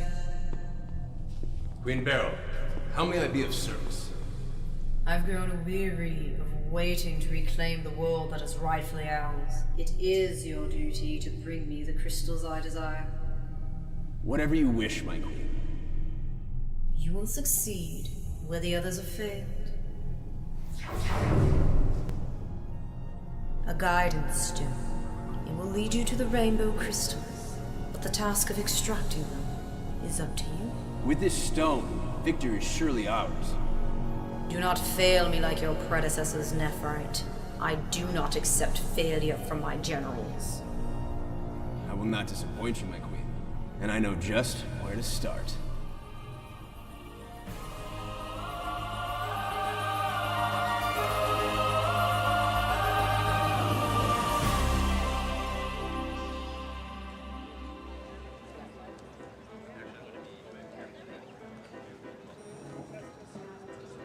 Trip Scout cookies, time to get your Trip Scout cookies. Excuse me, miss, would you like to buy a box of Trip Scout cookies today? Sorry, we're in a rush. Oh, come on, Ray, we've got a little time. How could you say no to this little face? Aren't you Molly's cousin? They look delicious. I used to be a Troop Scout when I was your age. We should boost our confidence. I think we should buy some. Weren't you the one that said we have to get to class 15 minutes early? I don't have time for this. Yeah, I don't think Serena got the memo. I'll take 2 boxes of Donut Krispies, 3 boxes of Dewey Don'ts, and a literal crate of Thick Mitts. Are you sure you're gonna eat all that, Serena? I think your eyes are bigger than your stomach. Serena, do you have any vegan options? I'm asking for a friend. Serena! All the days that I own a pickup truck. Serena! What? Don't look at me like that. I was gonna share. Test time! Now! Hop to it! But if I don't eat anything, I will literally die. Serena, we talked about this. Don't use the word literally when you mean it figuratively.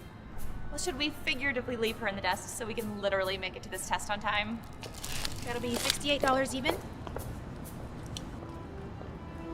Do you take card? 1 sec. Watch where you're going, princess. Hey, rude. For all you know, maybe I am a princess. Oh, this gift from Queen Beryl actually works. Hand over the rainbow crystal so your friends don't get hurt. All right, Angie, as loud as you can. Trip Scout cookies, time to get your Trip Scout cookies. Oh, wow. Wasn't you after all. Hello. How can I help you? Sleep. Queen Beryl thanks you for your donation.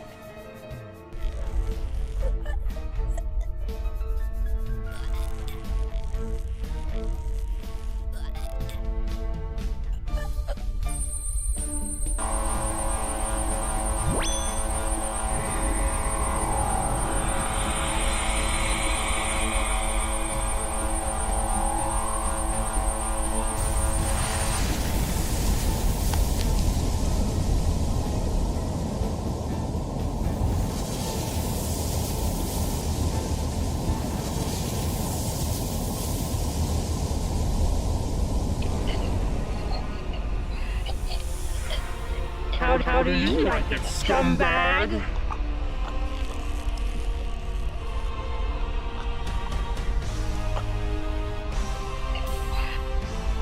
And there's $4 of facts! Serena, what's going on? Left you on for 2 seconds. Back off, brats. This is my territory. Let's take the show on the road!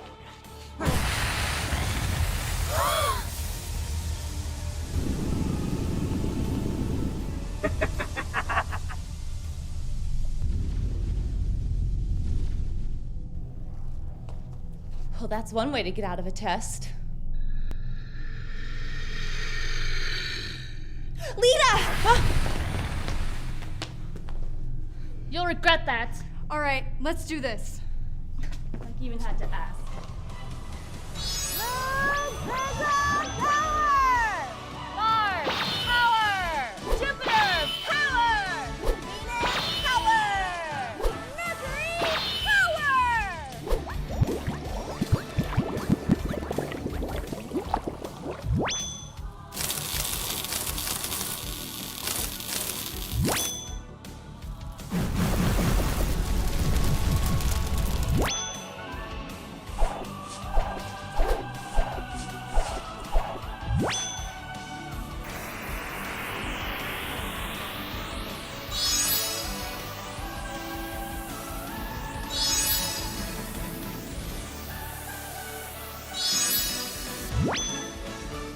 I am the pretty guardian of love and justice. I am Sailor Moon.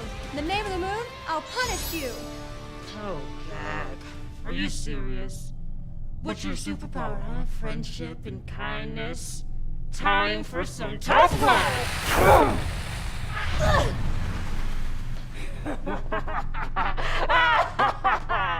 This is too easy. You're not as tough as you look. Never judge a book by its cover. Mercury Bubble Blast! Bubbles? Are you... Wait, is she kidding? This is the lamest thing that I've ever done!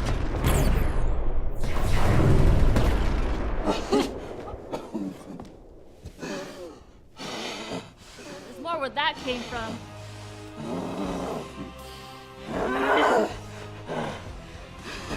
Mars, fire, ignite! Jupiter! Thunder! Mercury Bubble Blast! Venus Crescent Beam! Moon Tiara Boomerang!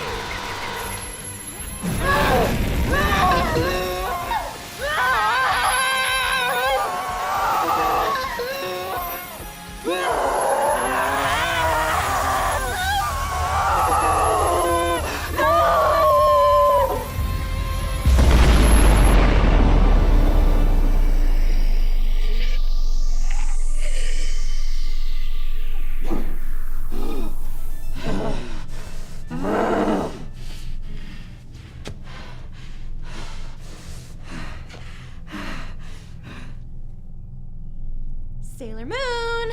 What are you waiting for? Oh, right. Moon Healing Exclamation!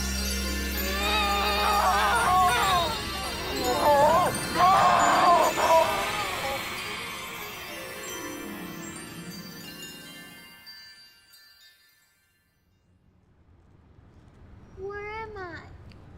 Molly? It's okay. It's okay. You're just having a bad dream. It's all over now. Oh, before I forget!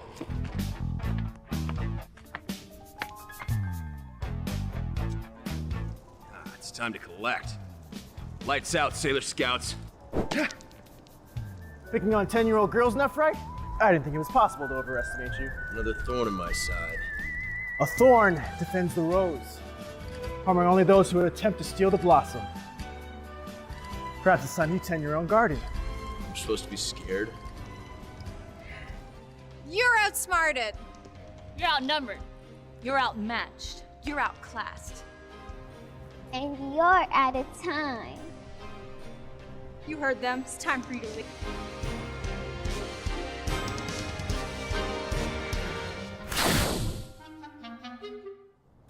Angie! Molly! We did it! Great job, Scouts!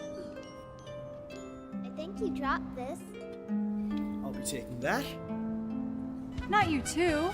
Sorry to let work come between us. But I'll make it up to you next time. Well, you could just give me the crystal instead. This one? Tempting. Was that your boyfriend? I wish, but he never sticks around long enough for me to get his number. Oh my gosh, the test. Oh, it looks like the test has been delayed until next week. Should we tell Serena? Well, if you can catch her. Anyone want some cookies? They're on me. I'd love some. Thank you. Awesome. Man. Yeah.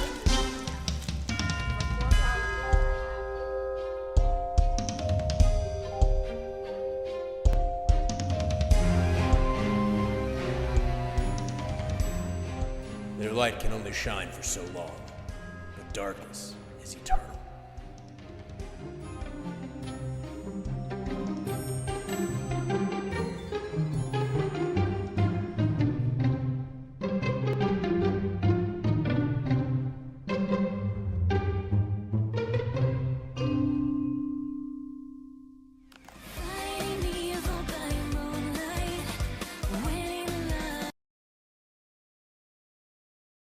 Was not monetized, but because Fred used Amelie's cover of the related Setsu, her team actually monetized it. So when you watch an ad before this, it is not us making any money off of the ad revenue. It's Amelie and her people making money off of the ad revenue. Oh, that's funny. Yeah, Oh, and like no. it's Fred knew that was a risk. He like reached out to her and was like, no. "Hey, I would love to be able to use this on our like Sailor Moon fan film. Can you grant us permission to do so?" And she never responded. And he was like, "Well," and so he just was like, "I'm just gonna go for it and like hope for the best." And so when they monetized it, like, you know, he was like, "Yep, that was a risk I took, right? That she has the ability to hit monetize. They use my music As long as he, So as this long was- as I think he's this is okay the with it. Oh, Sorry, what was that's that? too I missed bad. it. No, I was like, it's hard with the music playing, but I want to make sure everybody gets credit. So many people worked on this. So I think this was the backers. So those were the people on the Kickstarter who contributed to the Kickstarter. That's so cool. Oops. I'm into K-pop. Yeah. So it is in my opinion, in my very, very biased opinion, it is still the best Sailor Moon fan film. Not that there are many. There are very few Sailor Moon fan films, but it's definitely the one that like had the most people who knew what they were doing working behind the scenes. You can tell, right? Like you can tell from like the high production value of that fan film that it wasn't just somebody with a dream and an iPhone, you know? Yes. No, you were spectacular. It was so good. Yeah. And It's very cute. I like definitely I look back and I cringe so hard because like there are so many scenes where I'm like, oh, if that line read was bad, or like, oh man, I could have like made a less awkward face in that scene, or like, oh no, that was from my bad side. Like I don't ever like take photos from this side, which is my bad side. Like I only ever take photos like dead on or turned this direction. So I have like a lot of like about it, but it is what it is, you know? I'm not an actor. No, I thought you did really great. It was awesome. I enjoyed the hell out of it. I really like the Nephrite. I'm not And gonna you lie. can definitely tell them like, Nephrite, what's that? the guy they got to play him, I was like, He understood Okay. the assignment. he understood the assignment. Yeah, I will say, he was so, I still follow him on, that's Sam. I still follow him on Instagram. He was so fun. Like, obviously, he was like, he had no idea what Sailor Moon was, but he was just so, like, down for whatever. You know, what's funny is that after we finished his costume, like, they had his costume left over, and I was like, this will fit Cliff. So I like kept the costume with the hopes of like Cliff one day doing a Nephrite cosplay, but the odds of that happening now are pretty low. I don't think it would fit him anymore, but if he ever gets back down to Sam size, maybe we'll try. So you're saying Sam knew nothing about Sailor Moon, but he pulled that off? Like he knew who Nephrite is? He did. I do not believe, like, I'm sure he was aware of Sailor Moon, but I don't think he was like someone who like sat down and watched any episodes of it. He was just a guy who was like so fun loving that he was just like, I'll do whatever, man. And now I'm like, did I get his name right? Was his name Sam? Am I like Sam. Having a okay? I'm trying to remember what his name is on Instagram. Oh gosh, I don't know. Maybe he doesn't go by his real name on Instagram. But yeah, the fact he didn't like know the character and embodied him very well. Yeah, I thought he was a Sailor Moon fan with the way he upheld it. It's like, I think he understood the assignment that he was like told, like cheesy, like corny 90s like villain, like think mall villain, like, and he was like, I got this. Like, I'm almost positive he was not a Sailor Moon fan. I could be wrong. Like, he could have seen a couple episodes. He's like around the right demographic, right age, like right around my age. So maybe he did, but I'm pretty sure he was not. Like, he's not an anime boy. He's very much a normie, but he's like artsy. He's very artsy. Like, he's a photographer. He does like, you know, independent like fan film stuff. I don't think I don't believe he was pursuing being an actor full time, but I think he still really enjoyed acting. So I believe he did like a lot of non-paid or underpaid like type of productions, if I remember correctly. And this was 2019, so you know my memory is like okay, but not perfect. I almost wish Ricky were here because Ricky's memory is so good. Like, she's got such a good memory. I constantly will text her and be like, "Hey, do you remember such and such or da da da da da da?" And she'll be like, "Oh," and then she'll start giving details, and I'm like, "Oh yeah." Okay, I just remembered his last name, Schneider. So I'm gonna see if he's still all right. He must not put his real name in. Oh, there it is. No, I was incorrect. Bad Beard. He goes by Bad Beard on Instagram. Hold on. There's a photo of him with a corgi. Oh. Yeah, a photo of him with a corgi. That's a nice beard. He has I don't remember if they got married or not, but he has like a gorgeous lady friend / wife / someone. Oh, he podcasts now. Oh, that's funny. So let's see. Another. Oh, but he did at one point. He did like shave off his beard, and I was like, "Who are you?" Let's see. I can find. Like, what's funny is because he's had a beard for so long. Like, it was like he was back to being Nephrite again because he shaved his beard for Nephrite. Like, he is normally that's not him. That's not him. Hold on. Wait for it.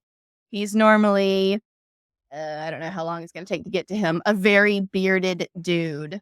I'm going to spin it around. There we go. Like, he's normally very much rocking a large beard, which is funny because he's got such a strong jawline. He was about to say, he has a very strong chin.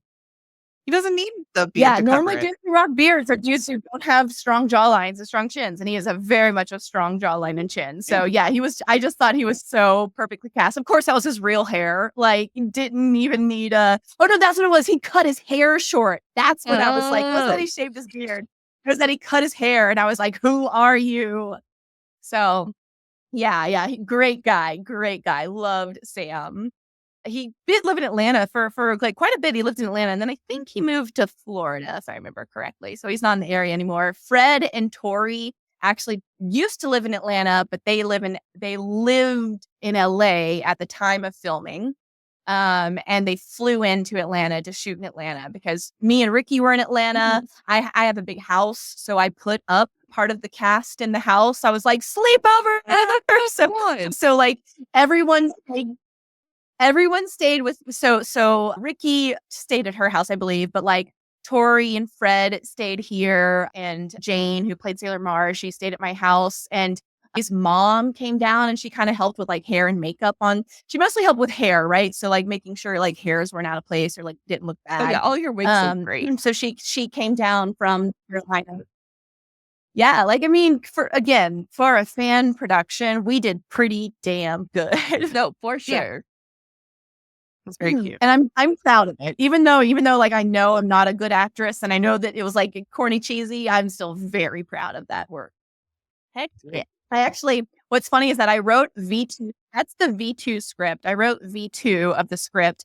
And then I was like, this could be better. And I wrote V3. And then V3, like I corrected a lot of things that I still think are kind of like, I don't want to say plot holes, but like things that made stuff make more sense. But I got V3 too late. Like, and he'd already sent out scripts and like already planned out like scenes and like how he'd film everything. So we got the V2, which had a few lines that I was like really proud of, and a few like edits where I was like, yeah, let's take that out. Like that's bad. Let's say this instead. Yeah. But V3 I think would have been even better, but it will never be. Oh well, I think that it was a really cool project and it was really fun. Like it just had a good energy. It had that deep energy, and I know I was watching the comments; they were going crazy over the music. Right. Like just the Deke music holds such a place in my heart. Like the Deke, like the Sailor Moon transformation is my ringtone. Like if someone calls, it's the Sailor Moon transformation, because like to me, I love the Japanese transformation songs, but the Deke ones, they just hit different, you know? Like just something about that dun dun dun dun dun dun, dun. It's just you know, it was the genius of a guy named Bob Summers. And one guy, and he just all of a sudden like produced all these magical tunes, and I'm just like, where are you? Why didn't you do more animes? Yeah. I mean, like I get respecting the work that the Japanese, creators put into it. I totally get it. Didn't he also do Power Rangers? Like, didn't he have some other famous thing to his name? Did. Let me look him up. I was going to say, did he happen to do Card Captors? They replaced all the music in that too. Oh. Mate, I wonder. Was Card Captors Deke? I can't recall. No, but I forget who it was. But I was going to say, they replaced everything in there. Did the Card Captors music? Oh, the Card Captors like hell. Fucking love that opening. I still sing it. I think I do remember it being pretty good. Yeah, that does ring a bell.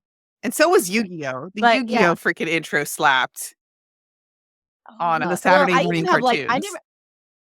I never even watched One Piece, and I still have a fondness for like, yo ho ho, we took a bite of gum. I don't even go here, and I loved that stupid. So I clearly have like a fondness for the goofy stuff we did in the 90s. Definitely. For those who haven't seen those, I miss the man, the myth, the legend. There we go. That's true. Yeah. My friends were making fun of me recently because I, for years, would sing "Dragon, Dragon, Pump the Dragon," and I meant like pump it up. And they were like, "What did you just?" And that became like an ongoing joke. It's like "Dragon, Dragon, Pump the Dragon." I love that. Oops. All right. So, anything else before we move on to our next topic that we want to talk about? I don't think so. Okay. I mean, I'd say if anyone has questions, I can try and answer them. But otherwise, any questions from the audience on the film, and then I'll load up our next one. All 12 minutes. It was so good. Yeah. Let's see. Is it this one? No. Which one do I want? This one is the one I want. Yes. Yeah, yes, we are going there. All right. Bless you, Ramona. All right, we'll go ahead and watch this. If we get any comments, we can always go back to them, and then we'll always go back. But thank goodness for this Mooney. Who is this? Let me give a shout. Ramona. Okay, thank you. I was going to say for having it up here. All right, let's watch it. The work she did to uncover it. However she did it, like, bless you. May your pillow always be cold on both sides. Like, just have a great life. She deserves nothing less. May every light be green as you're driving.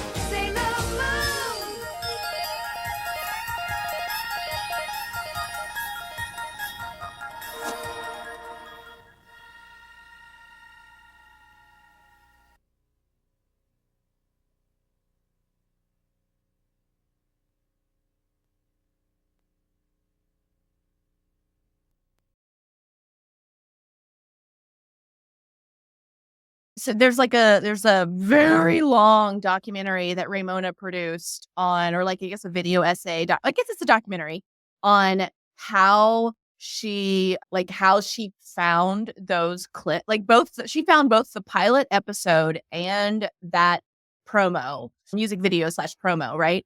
And I cried when I watched it.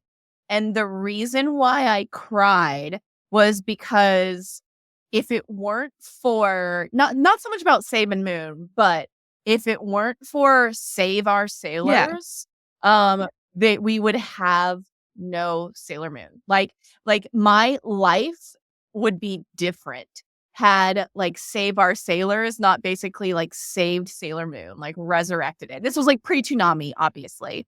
It was when like they weren't sure that Sailor Moon was going to get aired, right? Like they dubbed it, they put in the work to dub it, license it, etc. But then the ratings were so bad that they pulled it off the air before it finished.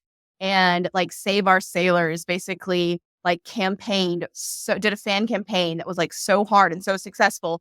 We got through season 4, like when season 1 like almost didn't finish airing in Canada. So like just watching it and like her talking about like how we wouldn't have Sailor Moon in the West in the way that we do without this like this fan run campaign and like the early days of the internet. And I was just like, like, oh, I would literally be living a different life right now. Like, I had feelings, I had big feelings about it. Not to have big feelings.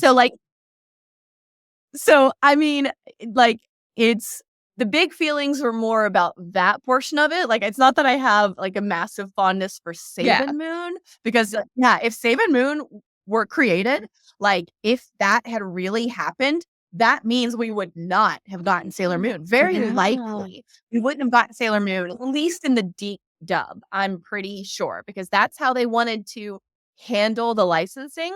So, like, I'm very happy that Saban Moon didn't happen. But even so, I highly recommend watching the Ramona documentary. Okay, I'll try to find it, and I'll also link that in the original in the description. And of course, the fan film will also be linked in the description. It's on YouTube. Yes. I could not make it through the pilot episode. No. Oh, really? No. It's pretty cringe. Yeah. It was on in the background while I crafted. I was actually paying attention. I shouldn't have paid attention. I should have played it as background. So I was like, what? Totally. What am I watching? Like, this is borderline offensive, what I am watching. Oh. Listen, for the 90s, that was one of the most inclusive things on television for the 90s, you know, like freaking like a girl in a wheelchair, right? like a disabled person, like the inclusive cast. They like, did a lot of things right. My God. That was really early to be that inclusive. So even though it was like, what the hell is happening with this bizarro ass plot, it was still like, at least I feel like their hearts were like in the right place, because you know, like they didn't have to do that. This was definitely still an era of like, no, all white people sounds fine. That sounds good and fine. No issues here with a cast of all white people, you know, like, and they went a step beyond Power Rangers, even like with having someone in a wheelchair. I thought that was something like really phenomenal for the time. No, for sure. And it's like, why did it fail? We're celebrating it. Yeah, well, we're celebrating it in 2024 that like we had our first ever wheelchaired Nesta Rose. Yeah. You know, like, it is, of course, she wasn't really an actress who needed a wheelchair. Like, she was an abled actress, like playing a disabled actress. But again, like, it was like 1994. Like, what made me like kind of, hold on, I itch. It was Serena's outfit. Like, I keep looking at that hair and I'm like, Jesus Christ. Like, her hairstyle and everything. And then I was like, she's dressed like Blossom. Oh, absolutely. I think they were trying to be Blossom. Yeah, because Blossom was They're like, so is popular, make her like get popular thing. Yeah. Yeah.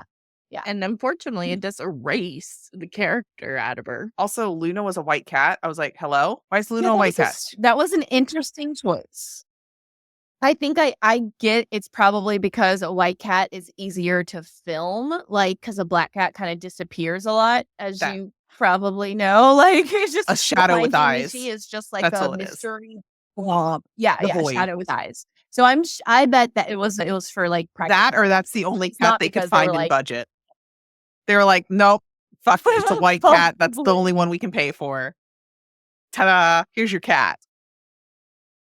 But you also have to remember that, like, when they were developing this, it was not for an audience of Sailor Moon fans. It was for an audience of Power Rangers fans, like specifically female Power Rangers fans.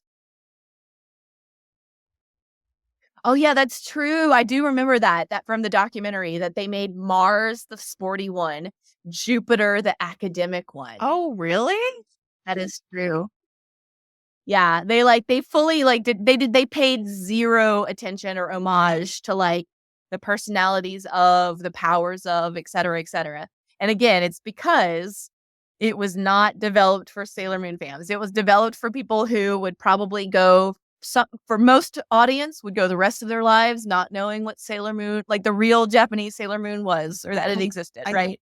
They could not even begin to conceive the longevity of this franchise. I think my biggest problem with it, at the time, and that just from watching the promo trailer, is you could tell, because I did get through some of the pilot episode, you could tell that this whole thing was to make product to sell. The writing, their surfboards, just even like her picking out those earrings the way she did and like showing them off. I was like, watching that promo trailer, I was like, this is why you guys didn't get off the ground. You were just trying to sell stuff the entire time and not have a show. Well, Like, to be cynical, that was cartoons, right? Like, think about like, do you remember like Young Justice being canceled? It was because they couldn't sell enough merch. Mm. Yeah, I remember that. And Teen gotta Titans make that too, show right? to sell merch. That's a problem to this day. Like that like produce executives at the time, and maybe a little bit less so now, like probably because of streaming. But people basically were like, if we're not selling merch, we have failed, and thus like the show is canceled. It's off the air.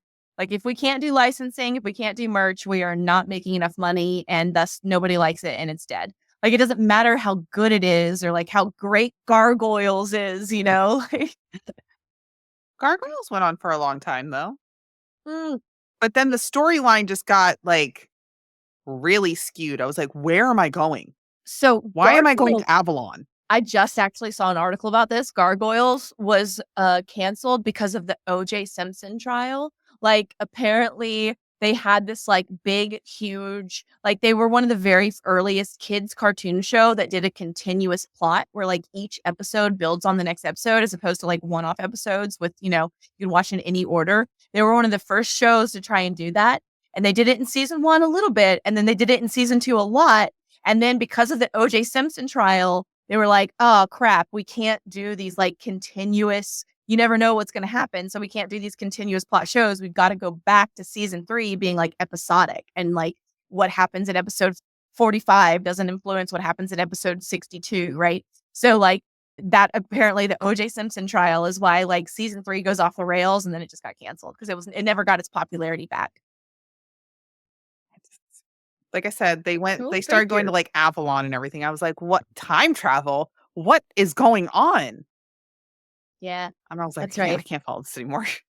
And Rumina makes a great point. Like, that's why X-Men cartoons keep getting canceled, because of low toy sales. Like Evolution and Wolverine and the X-Men all only lasted less than 2 seasons because of merch failure. So when you see shows being like, here's a toy that we're gonna sell you, like that's just a sign of the times. Like it was what it was. I don't necessarily even think it's a bad thing, because we're looking at it like from adult eyes. But when you look at something through kids' eyes, you're like, yes, I do want the toy because the show is the toy and the toy is the show. Like, so, like they are one. So I feel like that's, to me, that's not a bad enough reason to be like this cartoon bad because they tried to sell toys. Because you know who else did that? 90s Sailor Moon show. Yep. I mean, Toy still does it, Well, so. yeah. Can we just all agree it was a fun like try? Yeah, it was a weird. I'm so glad it didn't It happen. was a try. But at the same Yes. time, I'm Yeah. so fascinated by the fact that it almost happened. So close to Yeah. happening. Highly, highly recommend. Oh, the reason why they have manicures in Sailor Moon 2, the Sailor Moon nail polish. And it's not like they don't sell it to us. I'm like, when is the OPI Sailor Moon collection coming out? Oh, Not that I'd be able to wear it since I get my nails done. I would. I do my own Like, nails. imagine So, it. I get acrylic dip, So, I'm a naturals girly. but it would be I wish my natural, the way I break nails, because I'm so rough on my hands, I have to do acrylic dip. Yeah, I basically have to change my whole lifestyle around can I would that break a nail or not? Yeah. And like right now, I'm actually rocking right now 3 broken nails, which for me is like a tragedy. Like this one, and this one all broke. And yeah, it's really a bummer. But that's the Well, life. if Don't OPI protect does do a collection, as long as they do a dip collection, because they do make acrylic dip, then I would be like, fantastic, please do. Yeah. Oh, Rumina No. makes a great point. The concept is so bonkers. They go through a portal to live normal lives, but return to the portal to fight Beryl. Who was working on that at Saban? There's like again, you have to watch the documentary. Like if you haven't already, maybe you already have, but it's crazy that like the people who worked on this, including like one guy who was just one of those like just a complete like just a liar and a fibber, like someone who's just so full of malarkey. Like it's a really wild story. It's quite fun too. All right. So, and the other thing that we wanted to go over was the rumored failed movie of the 2000s. I mean, like when they were trying to do So- DBZ live action? Yes, I remember them rumoring that. And I was like, I still am not sure how real this was or if it was a fever dream that I had in my like, teens. That's the part I'm not sure of. I distinctly remember, like, I had this childhood memory of hearing Sailor Moon live action was coming and Megan Fox was rumored to star. What I remembered was even earlier. What I remembered, because that would have been around the Transformers era, right? Like that would have been like 2007, yes, I remember 2009. that. And they were talking about her. I remember specifically being on some sort of like forum-esque chat room website of some sort, like kind of like it was kind of like an Akora situation, kind of, where the actress who played Beryl in the dub was like, I volunteer as tribute. Like I would love to play Beryl in the live action Sailor Moon movie. Ha ha ha. And I do remember hearing about Gina Davis too. I also remember hearing like that. And although wasn't that also no, never mind. I'm confusing the like the Saban Moon, but I remember her being like, I volunteer as tribute. And like specifically people, because she acknowledged it, that like it was a thing that could maybe happen or was possibly in the works, etc. People started asking her questions. And I can specifically remember someone making a comment that was like, if they do this in live action, I want them to use like talking about the fabrics that they wanted them to use for the fuku. They were like, I think they should use vinyl because I think vinyl has like a look that kind of looks, and they started to like describe why they thought vinyl was the right choice for the costume. And I just remember like as a kid being like, oh yeah, okay, like I could see it like kind of like a pseudo leathery, shiny situation. And now I'm like, oh no, absolutely not. No, vinyl, bleh, no. Like now I think like if we were to do a real, so like Megan Fox, Gina Davis, I'm trying to think of like what other like were the urban myths like circling around this movie. Yeah, like I'm trying to remember. I heard Channing Tatum as tuxedo Something like mask. that. It was something ridiculous. Would that have been, where we were like, what? Would that have been Step Up? Okay, interesting. I was gonna say, like, did y'all watch She's the Man? I loved She's the Man. That was like early yeah, that's a Channing great one. Tatum. I think that was even before like Step Up, if I remember correctly. It might I have even think been his so. first film. Now that I think about it, but I have a soft spot for Channing Tatum because he's from Alabama, like me. So I'm like, that's my boy right there.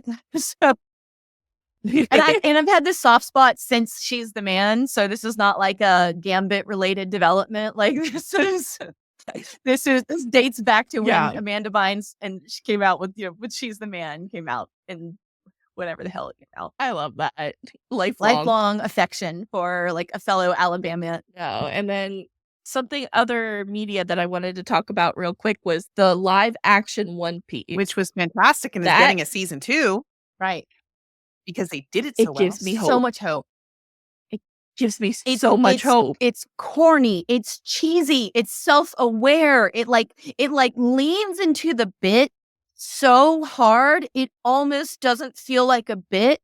Like it was so. And I'm not a One Piece fan, and I was like, it was so perfect. Another thing that gives me hope, that like really gives me hope, because to me it feels a little bit more on the nose, is the Power Rangers reboot from 2017, which was really good. Which was I went to theaters to see it. I feel like it didn't pop off the way that like I imagined. I think it was still profitable, like it was still successful.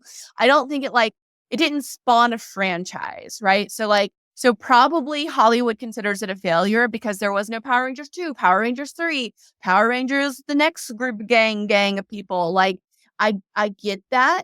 Oh, someone made a comment. Actually, there's been quite a few comments. Let's see. Yeah, there's been a lot of good comments. Like I was going to say, we need to go back to a few. You like lead the charge for like highlighting comments. All right, so we did talk about Gina Davis as Beryl a little. Yes, we did talk about that. Let's see. Given that Sarah Miu exists, yeah, agreed. Girl media isn't profitable, which is silly don't even because get started. you're the biggest consumers. Which is why the shonens do well, is because they actually have a very large female audience, and that's why it's profitable. Yeah, because girls will watch boys media, but boys will be like, girls media. Yeah. So, coming in saying, I just worry that live action Sailor Moon would go the live action Winx direction, which is. I didn't think season 1 of Winx I thought was watchable. Like, I'm not a Winx fan, I did not grow up on it. I was like a little too old for Winx. So like I had no fondness for it whatsoever. And I thought it was like a serviceable, non-sexy fantasy story. Like I didn't hate it and I didn't care how little it resembled Winx. Like that meant nothing to me. So thus I thought it was fine.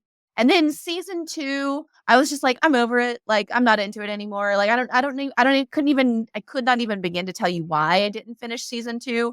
But to me, season 1 was a watchable show as a non-Winx fan. But I imagine that if you are a Winx fan, you could have very different feelings about it. And I respect that.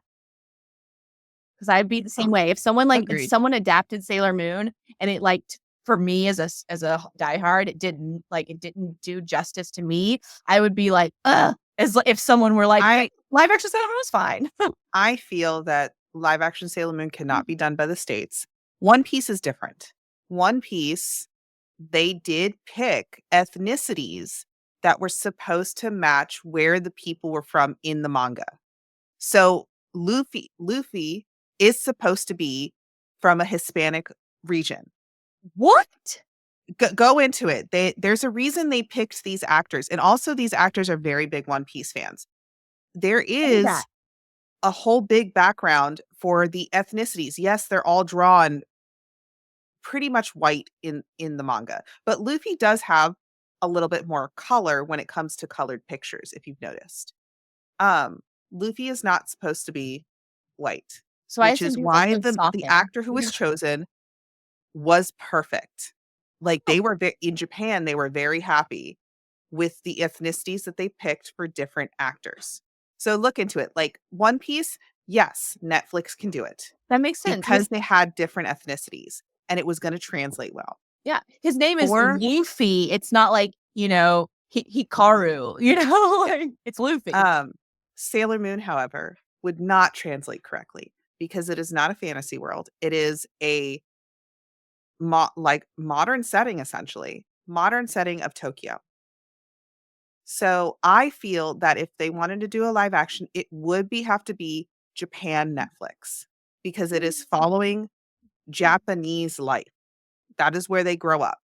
They would not be able to bring it over here to the States. It wouldn't translate well. It would become like the Winx.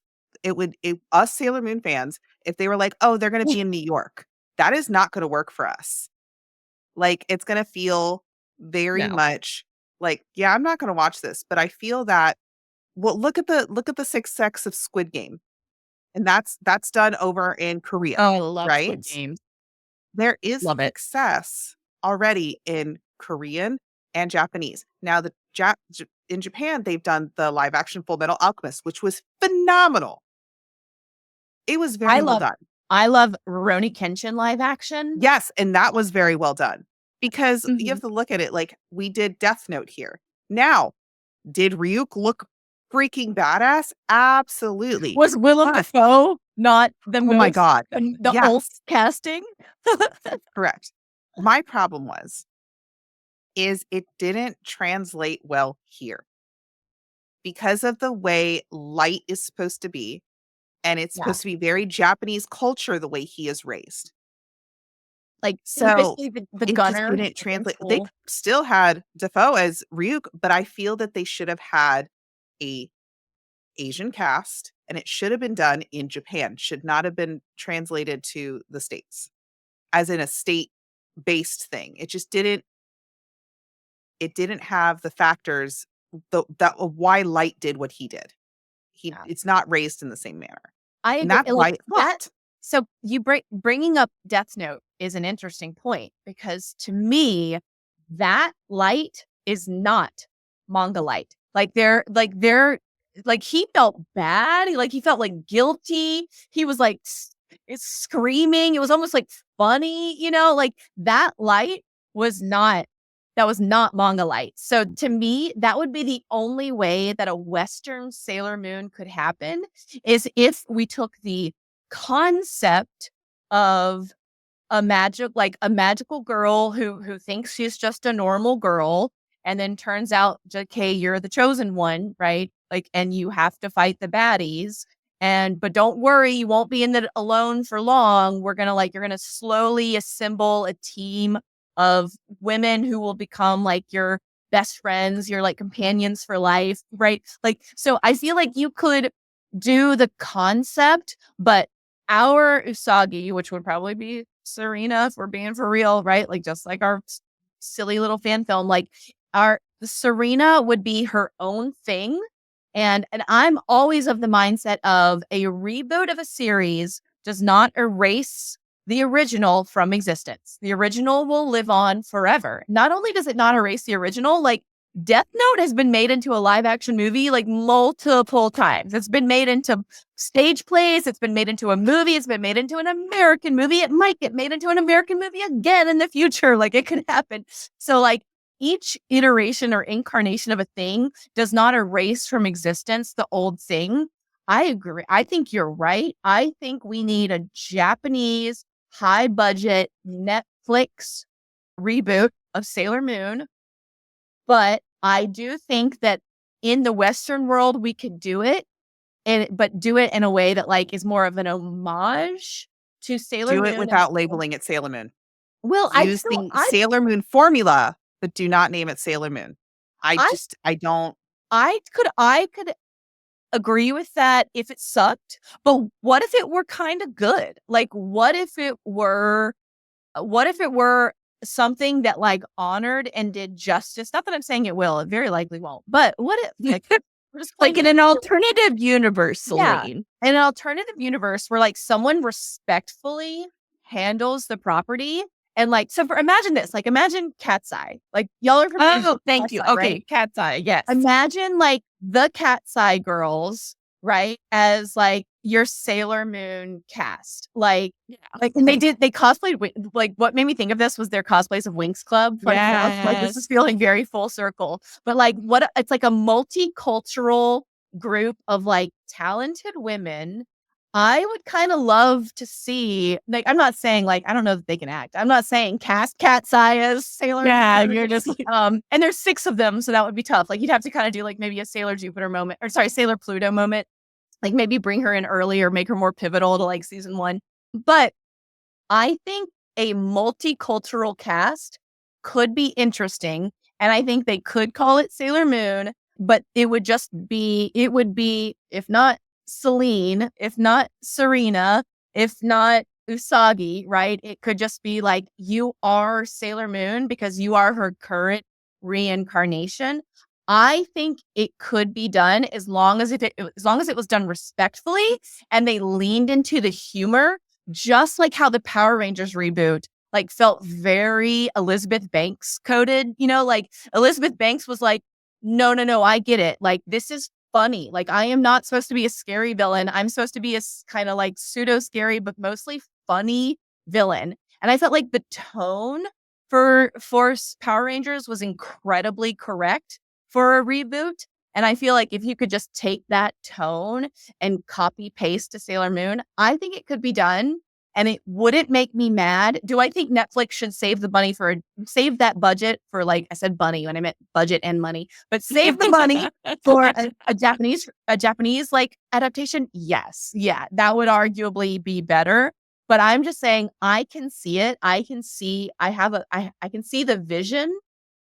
I just don't know if I see the drive from Hollywood. And I feel like we've got to get out of our negative mindset of it can't be done, because I think it would be fun. It's not that. It's the Dragon Ball Z movie that they did, the live action. That's why I don't fucking trust them. That's fair. But think about the timing. When was that? In a very dark time. It was like 2011, right? Like was it? It was like what was DBZ movie? Dragon Ball Evolution. I'm looking it up. I get nightmares.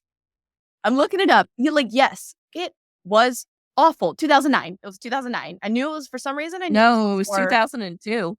What? No, 2009. Dragon Ball Evolution. You're right. Sorry. Yeah. Wikipedia lied to me. 2009.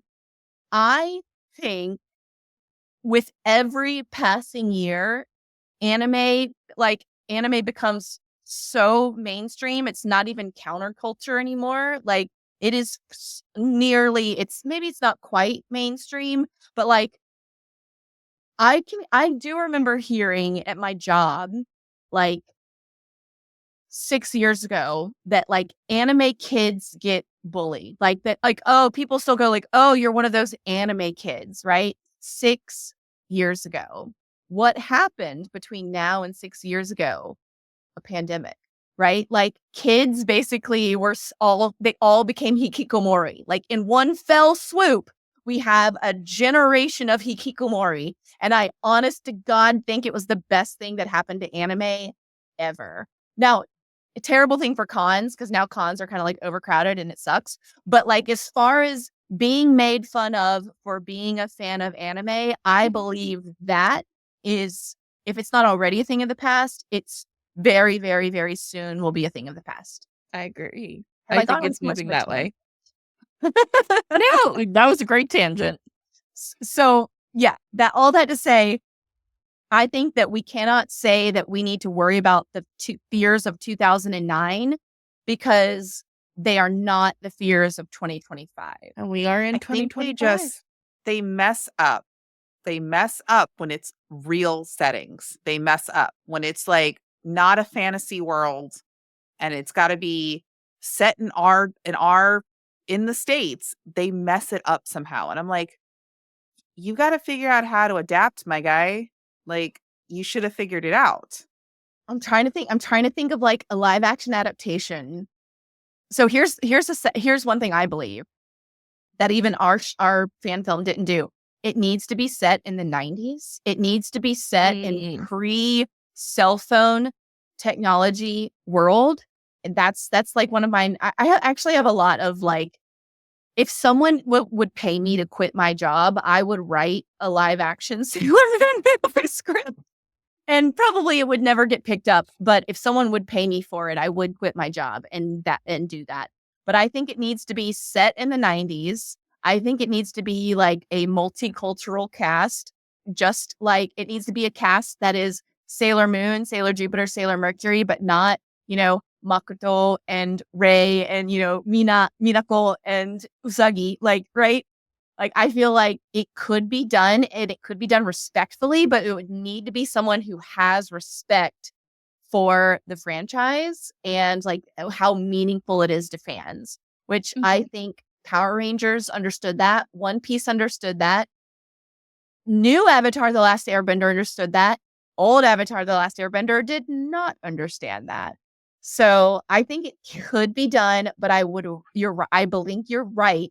Japan, with a right amount of money, could do it better. I think we would just lose a lot of the stuff we have. Like we would lose their school uniforms.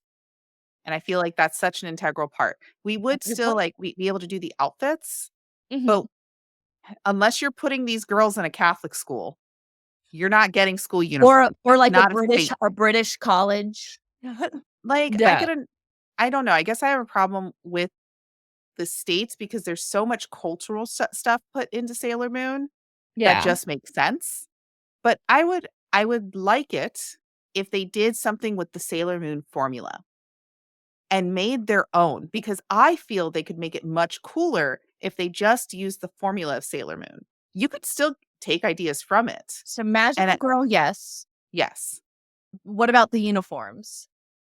Like I mean, a lot of magical girls follow that fuku, essentially, that skirt with the top the way it is, and they could make it their own. I mean, they could still do Sailor Moon, but like add more embellishments to it. It would almost be stuff cool. like that. It would almost be cool if like their fuku were the outfit that they were wearing when they like first awakened just happened to be some sort of like cute girly fit that was like red and purple, and then like all of a sudden like the red and purple fit like becomes their fuku, and then it just locks in, like for whatever reason that's like locked into the cell memory of whatever generates their fuku, and so then like every time they're wearing that, like I feel like that could kind of work. That would be really cute. Or if like, I mean, if you go with, instead of them like one at a time, right? Like awaken. Like, what if they're all dressed a certain way? I don't have the setup yet, right? But they're dressed a certain way, and those clothes end up shifting into armor, and then that locks in as they're like, oh shit, this is what we're gonna wear when we fight now. Like, I think that could be kind of like in Madoka, isn't it kind of like a manifestation of that girl's idea of what a magical girl would wear? I think so. Yes. I don't know. I haven't like rewatched. I should rewatch Madoka. I've only watched it once, but like I watched it once a long but I felt time like ago. Madoka was like, to me, Madoka would be the ultimate magical girl live action, because it like literally they show that the magical girls, oh yeah, kind of like MKR with their armor just mutating over their school uniforms. Like, no, yes, perfect magic Knight Rayer. Yes, that must have been what was like burrowing in the back of my brain there. Yeah, but like shit, what was I saying about? Oh, Madoka, like because Madoka literally established that Japan is not the only source of magical girls. Like, there are magical girls across the whole world. And to me, that was what made me say, oh, a multicultural American Sailor Moon could work, because it could just be the Madoka story, right? Like, what if they mixed them? Ooh. Oh, be like, oh, this one's from Japan, this one's from the UK.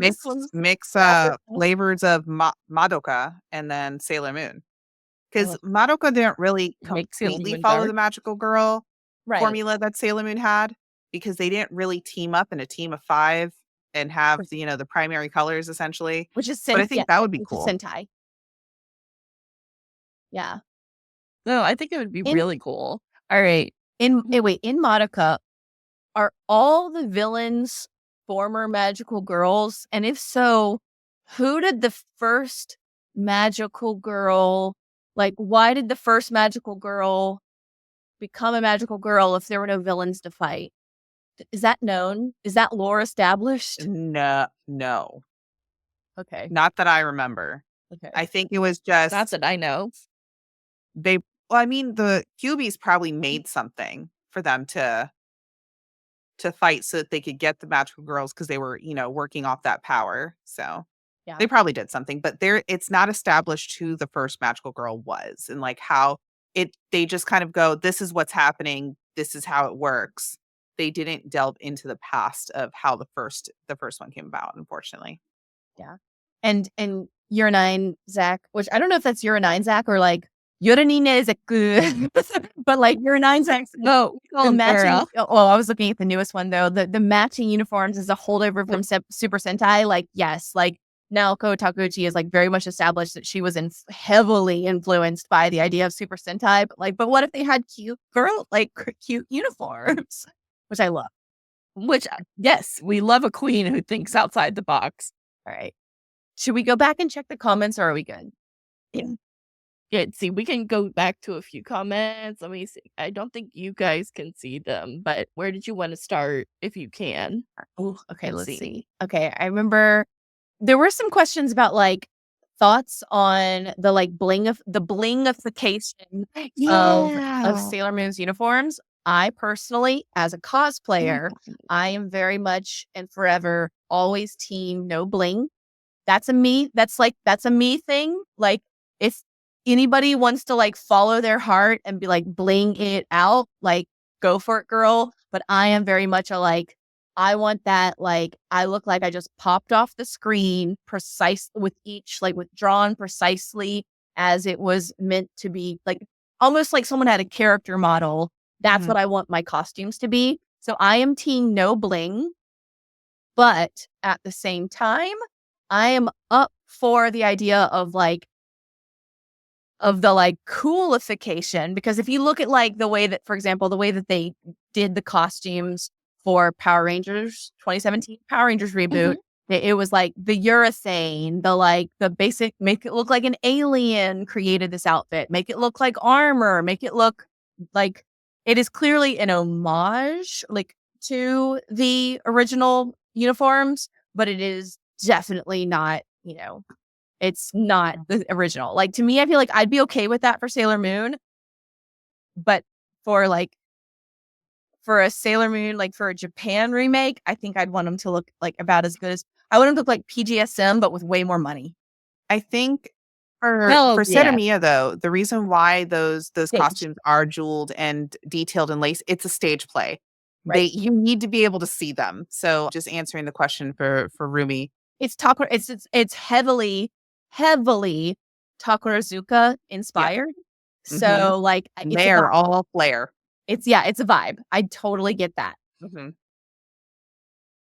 So that is the reason they are jeweled up and laced up. It is tradition from other stage plays, but also so you can actually see them.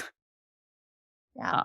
And which one was a Stephen Chow movie, who's a Hong Kong comedy actor director? That was a Ruminum comment. I don't remember, though. I don't remember which movie. I don't remember. I don't remember what movie. Oh, that was the Takarazuka reference.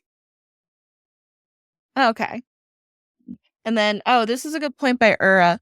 My worry is I'm doing a Mario... Take two. My worry is them doing a Mario movie, Princess Peach and girl bossing Sailor Moon, instead of keeping she is strong and feminine at the same time. That balance is very important to me, and I'm protective of that. They would. In a heartbeat, they would, because that's what they do. I can see it. Don't do that. I can see it. I do, like, I mean, I will say, I feel like if anyone did that, they don't get it. Like, that would be someone that falls into my category of like not being respectful of the original and like not getting it, like, because the whole idea is like she's this like wildly incompetent girl, and yet her boyfriend is even more incompetent, like, I think the problem would be is them not finding a writer who actually knows Sailor Moon. And that's the problem when they get some of the writers. I mean, that's why One Piece did so well, is because it is written the director also is a huge One Piece fan. The writer and the director, like everybody who was on that crew, they are One Piece stans. They are and huge look at what we got. Even the cast. Like the cast are huge One Piece stans. So I think they would fuck it up because they wouldn't find someone who is a hardcore fan. They might be able to find like actresses who were, because like, I mean, look at Megan Thee Stallion. She brought Sailor Moon back to the forefront for like some people who were like, Sailor Moon, and then she did Sailor Moon for Halloween, and I was like, bitch, yes, you look fantastic. Continue. I mean, her being a nerd has helped it. So I think that's where we could run the risk if the states did it, is they would not grab someone like they did for One Piece. They would not grab someone who has actually read the manga, has watched all the media for Sailor Moon, who's a huge fan, and would write it to justice. Also, I don't think Naoko would allow it, to be honest. I don't think she trusts the states. You're probably right there. She is probably right. Moon, and she was like, abso-fucking-lutely not. You may not. Oh, if I could pay to be behind a wall for like a minute, I just wanted to be there when she was watching it. I guarantee you she saw it. I honest to God think this will be. I think that she'll have to die for it to be adapted like into a Western take. She would allow Japan, but even then, well, she already that has. would be. She already had. Yeah, you know, as long as she gets to write it, definitely think she would allow Japan. I would have zero issue with it as long as they didn't do the Bondi thing of being like, or the Toei thing of being like, you get $3 to produce this, because if we give you $3, we make, $3 million.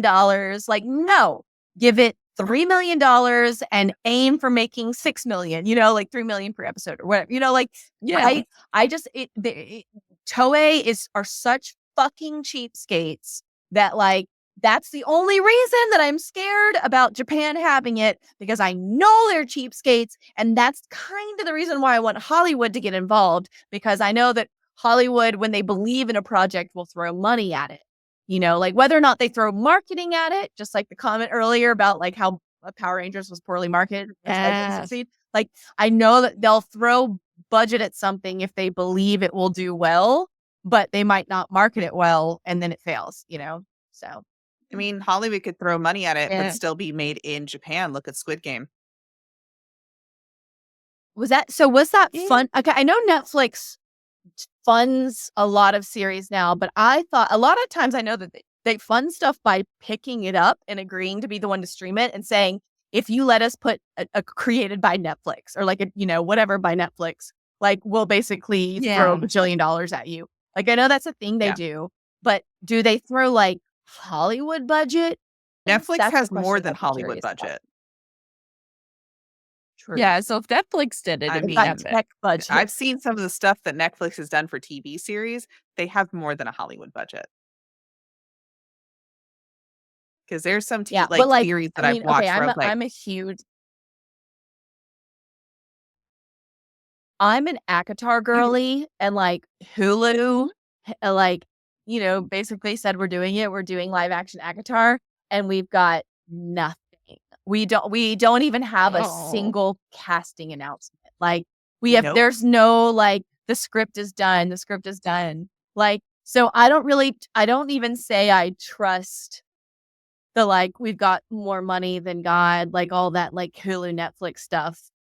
I think it's got to just be like a passion project. If for Netflix had gotten ACOTAR, it would already be in the process. If Netflix had got, they just bought Quicksilver for I think you might be right. 7 figures. I'm sorry, 6. Quicksilver was a 7-figure deal. Quicksilver, that new romance. I haven't read Quicksilver 7 yet. figures. Yeah. Is what they paid to be able to make the movie for it. But look at my problem though is that like it's not. Look at this is a me thing. I hate Rings of Power. I think Rings of Power is like so bland, basic, boring. Like every time, like it's just money with no substance. Like I feel like I don't feel the passion for Lord of the Rings that I should be feeling. Because surely there are passionate LOTR people on Rings of Power. Why do I not feel the passion? I just feel the money. Like, that's now I have friends who disagree with me, but that's just how I personally feel about Rings of Power. And that's like, to me, that's an equal fear, is that I would not want a live action Sailor Moon to be like all style, no substance. Correct. And that's the risk we run, it being over here a lot higher than it being done by like Netflix Japan, because they've done justice to everything else that was live action. Rurouni Kenshin, please. Yeah, like, or what else did they do? Demon Slayer also live action? No, they've done several things live action. Wait, the Demon Slayer live action is a play. It's a play, right? Maybe, but I know they did the Bleach live action, and I actually thought that was pretty cool. Not a movie, right? I don't know if Demon Slayer did. I think Bleach got the live action, and that one was pretty damn cool. Well, every big anime gets a stage play. Yeah. Period. Full stop. Like, if it is a big successful anime, it gets a stage play. So I've watched the Bleach stage play. I freaking loved it. I've also watched the Inuyasha one. That was fantastic. I haven't watched that either. I was such a fangirl for the actor who played Ichigo. Like, I was so into him. I was like, that's my future husband. Mine was Toshiro. Boy, and I never watched it. Yes, Toshiro's actor. I never actually watched it. I just fell in love with him. Sorry, just yours was Toshiro. Mine was Toshiro's actor and Gein's actor. I was like, I love these men. But yeah, that's my thoughts for if we did a live action. My biggest concerns would be Hollywood Hollywoodifying it, and us getting another Netflix Death Note kind of thing, and just not staying true to the feelings of Sailor Moon. Like Uda said, them girl bossing Sailor Moon too much, where we lose the core essence of what she's supposed to be. And I think we would lose the friendship, because I feel like they would hone in on the cattiness of the 90s, and I feel like they would bring that back in. I'm like, no. That is not the manga. Stick to the manga feelings. But I feel that if Japan got to do it, they would pay a better homage to it, because they are very big when they make live actions to stick closer to the manga than I feel they would do in the States. Like, they're very big on that. Like I said, watch the Full Metal Alchemist, watch their version of Death Note, and some of their other live actions. Rurouni Kenshin, like, my God, that one was beautiful. And that got 2 movies.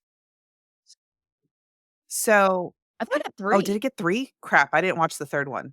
What was it? I mean, I was like, wait, I haven't either, sadly. But I loved the first 2. I was like, wait, did it get a third? Who knows? I could be wrong on that. I was like, wait. I could be wrong on that. So, like, again, that's my final thoughts. Wrapping it up, Japan could do it. I don't feel comfortable of it being in the States. I would only feel comfortable if they use the Sailor Moon formula and make their own story of it. There are 5. Make it 5 girls. You can make it Magical Girl. Do your thing. I was wrong. There are 5 Rurouni Kenshin live action movies. Oh my God. Let me share the screen. Okay, listen, I slept on a few, but I loved the first 2. Well, shit. Because I watched the first 2. And same. Well, damn. So clearly, look at that. Hey, that's a sign of a successful 5 movies. What a sign of a successful franchise, exactly. Right? So who did those? Then make them do it. That's what I'm saying. And look at the jump from 2014 to 2021. Like 2 movies in 2021. Like, that's wild. I need to rewatch those and watch the 3 that I did. So, Katie, what are your final thoughts? Like, wrapping it up. My final thoughts is that I don't want it to end with Sailor Moon Eternal. I don't want that to be like the last thing we ever get. I would really, really, really love to see Netflix, because they streamed the movies. I would love to see Netflix get the licensing rights for PGSM, give us that HD remaster.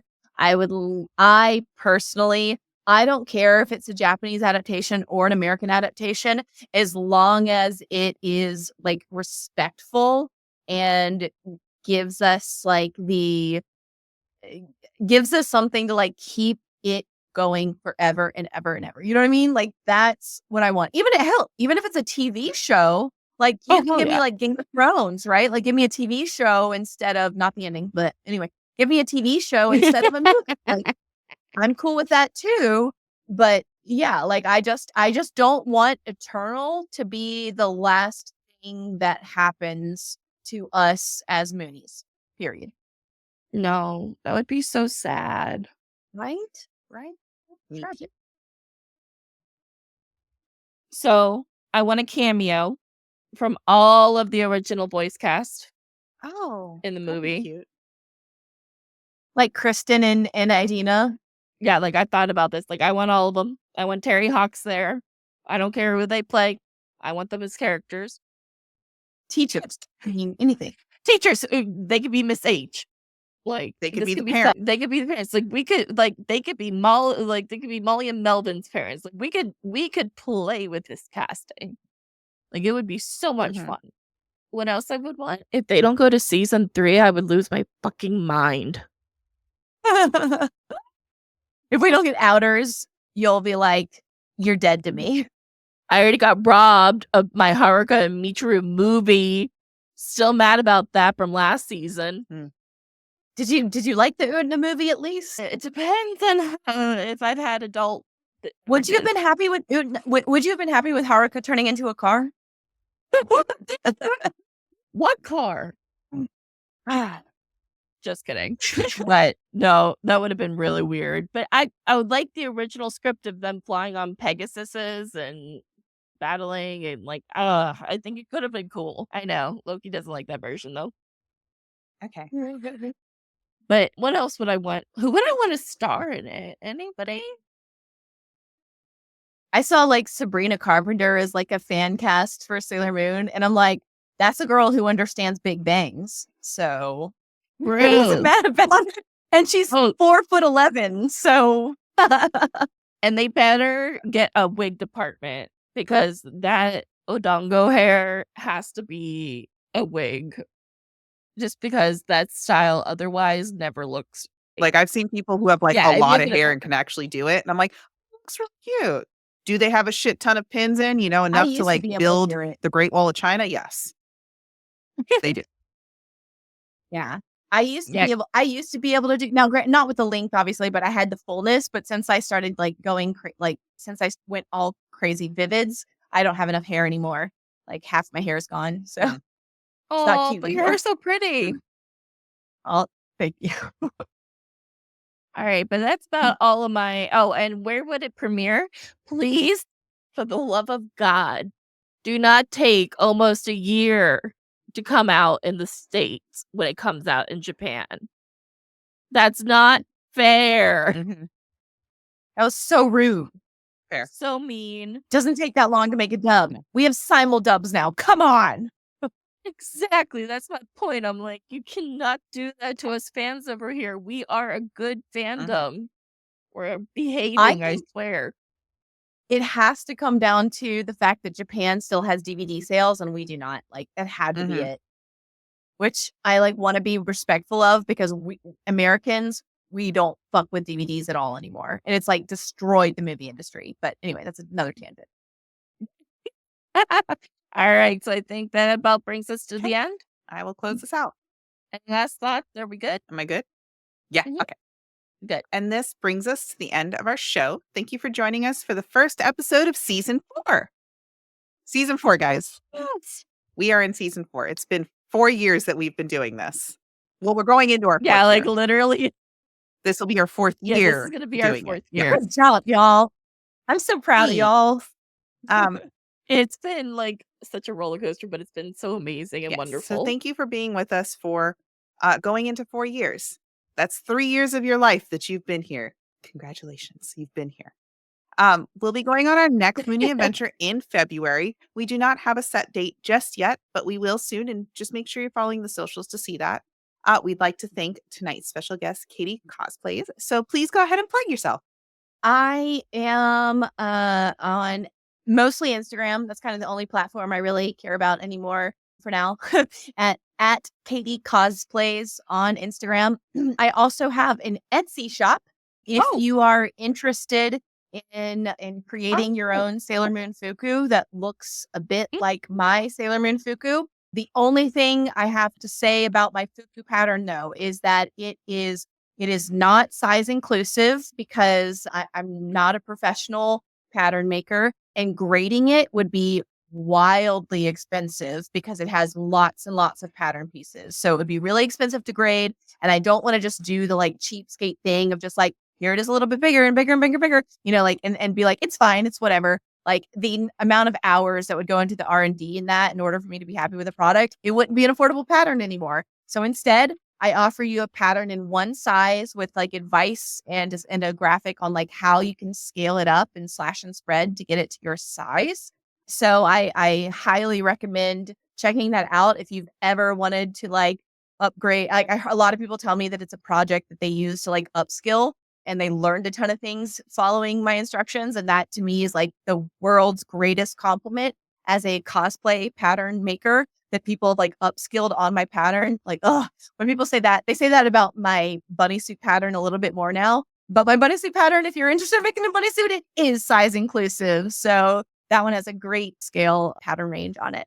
So yeah, follow me on Instagram if you want to hear more of my silliness, or I have a single Sailor Moon pattern on Etsy. Yep, and that link is also in the description and will be in the description on YouTube. All right. Remember, Moonies, to follow us on our socials. Give me a second.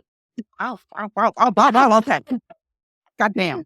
I'm trying to track things. My job. I know, I love you. I'm being bullied over here. Like, I'm just trying to do my job. No, you're good. You're good. I love you. Don't cry, wait for me. Wait, what's the woman? No, but if we don't have it, check your shoes over here. I run the entire crazy. We need to rebrand Crocodile Tears to V-Timber Tears. Yeah. I'm crying. I'm crying. I'm crying real tears here. Okay, I'll do my job. Put this on TikTok, I swear to God. I do my job now. Okay, I do good job. Remember, Moonies, to follow us on all of our socials. All those links are in the link tree in our description. Previously recorded Eternal Mooncast content is available on YouTube, so remember to hit the bell. The bell, guys. It's right there. You can't miss it. To receive our notifications. For Bishoujo Senshi Slumber Party, reactions you can find them on our Patreon for free. For free. Free 99. Go watch them. And our next discussion episode will be coming out. Michi didn't give me a date. That's the one I wanted. What? Will be coming out soon. Oh, wait, what? Did I forget something? I have no date. Oh, it's not this Saturday. It's the next Saturday. It's the 18th. Okay, so in 2 weeks, you'll see an episode. Definitely go watch, if for free. Thank you for joining us tonight, my friends. I am your co-host, Selene, and you can find me on all my socials as Azira_witch. I am a Twitch streamer, and I am here on Twitch. I am here usually on Saturdays at 10 a.m. Eastern. I'm trying to add more, but let me be your next favorite magical girl VTuber on Twitch. I'd really like to see you.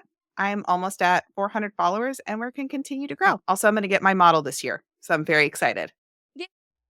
All right, and before I do my outro, just a few new things for season 4. So we officially have a new logo.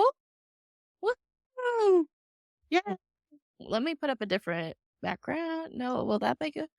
Yeah, but okay. The wonderful No Flutter did the color again and recolored it. This time is inspired by. I have her art right there on my wall. Oh yeah, she's my friend. She's awesome. We love Jen. Yeah, we love Jen. She did the logo for us. I love it. Yeah, and that's our now PGSM inspired colors for Sailor Moon. Because we almost did red, white, and blue, but it was a little bit too. And I was like, no. It was a little bit too 4th of July. Yeah, it was a little bit too America. And I was like, guys, let's go PGSM. Bad timing. Well, no, I was like, she was like red, white, and blue. And I was like, the American flag? Absolutely not. No. I was like, you mean America Sailor Moon? No. Maybe rainbow. Oh, maybe we should do rainbow one time. That would be fun. Ooh, that'd be cute. Oh gosh, wait a minute. I hit the wrong button. Oh. Okay, there we go. Back in. All right, and then the other thing I wanted to show you guys is our new theme song, which has it's inspired by Dreamcatcher, the K-pop band. So it's a mixture of the 3 songs of that. So you guys ready to hear it? I love Dreamcatcher. Hells yeah! I have seen them so many times live. My wallet hurts. I saw them in Atlanta once.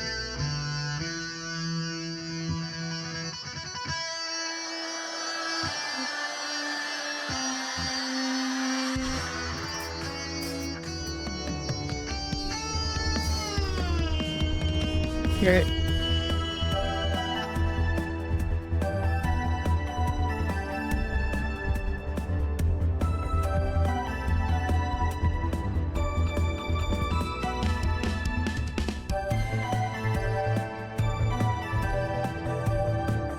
Like he killed it. I gave him an assignment and he absolutely delivered.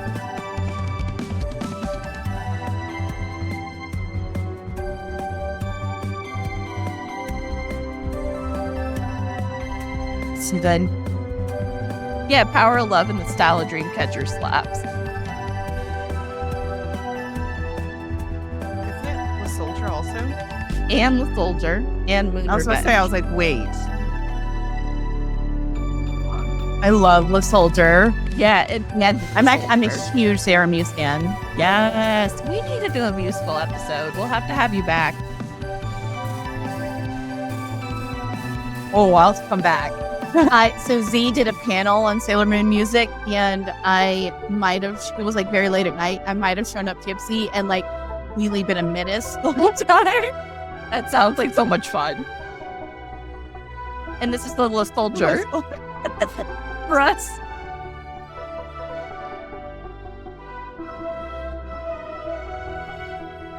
But like with the sick guitar.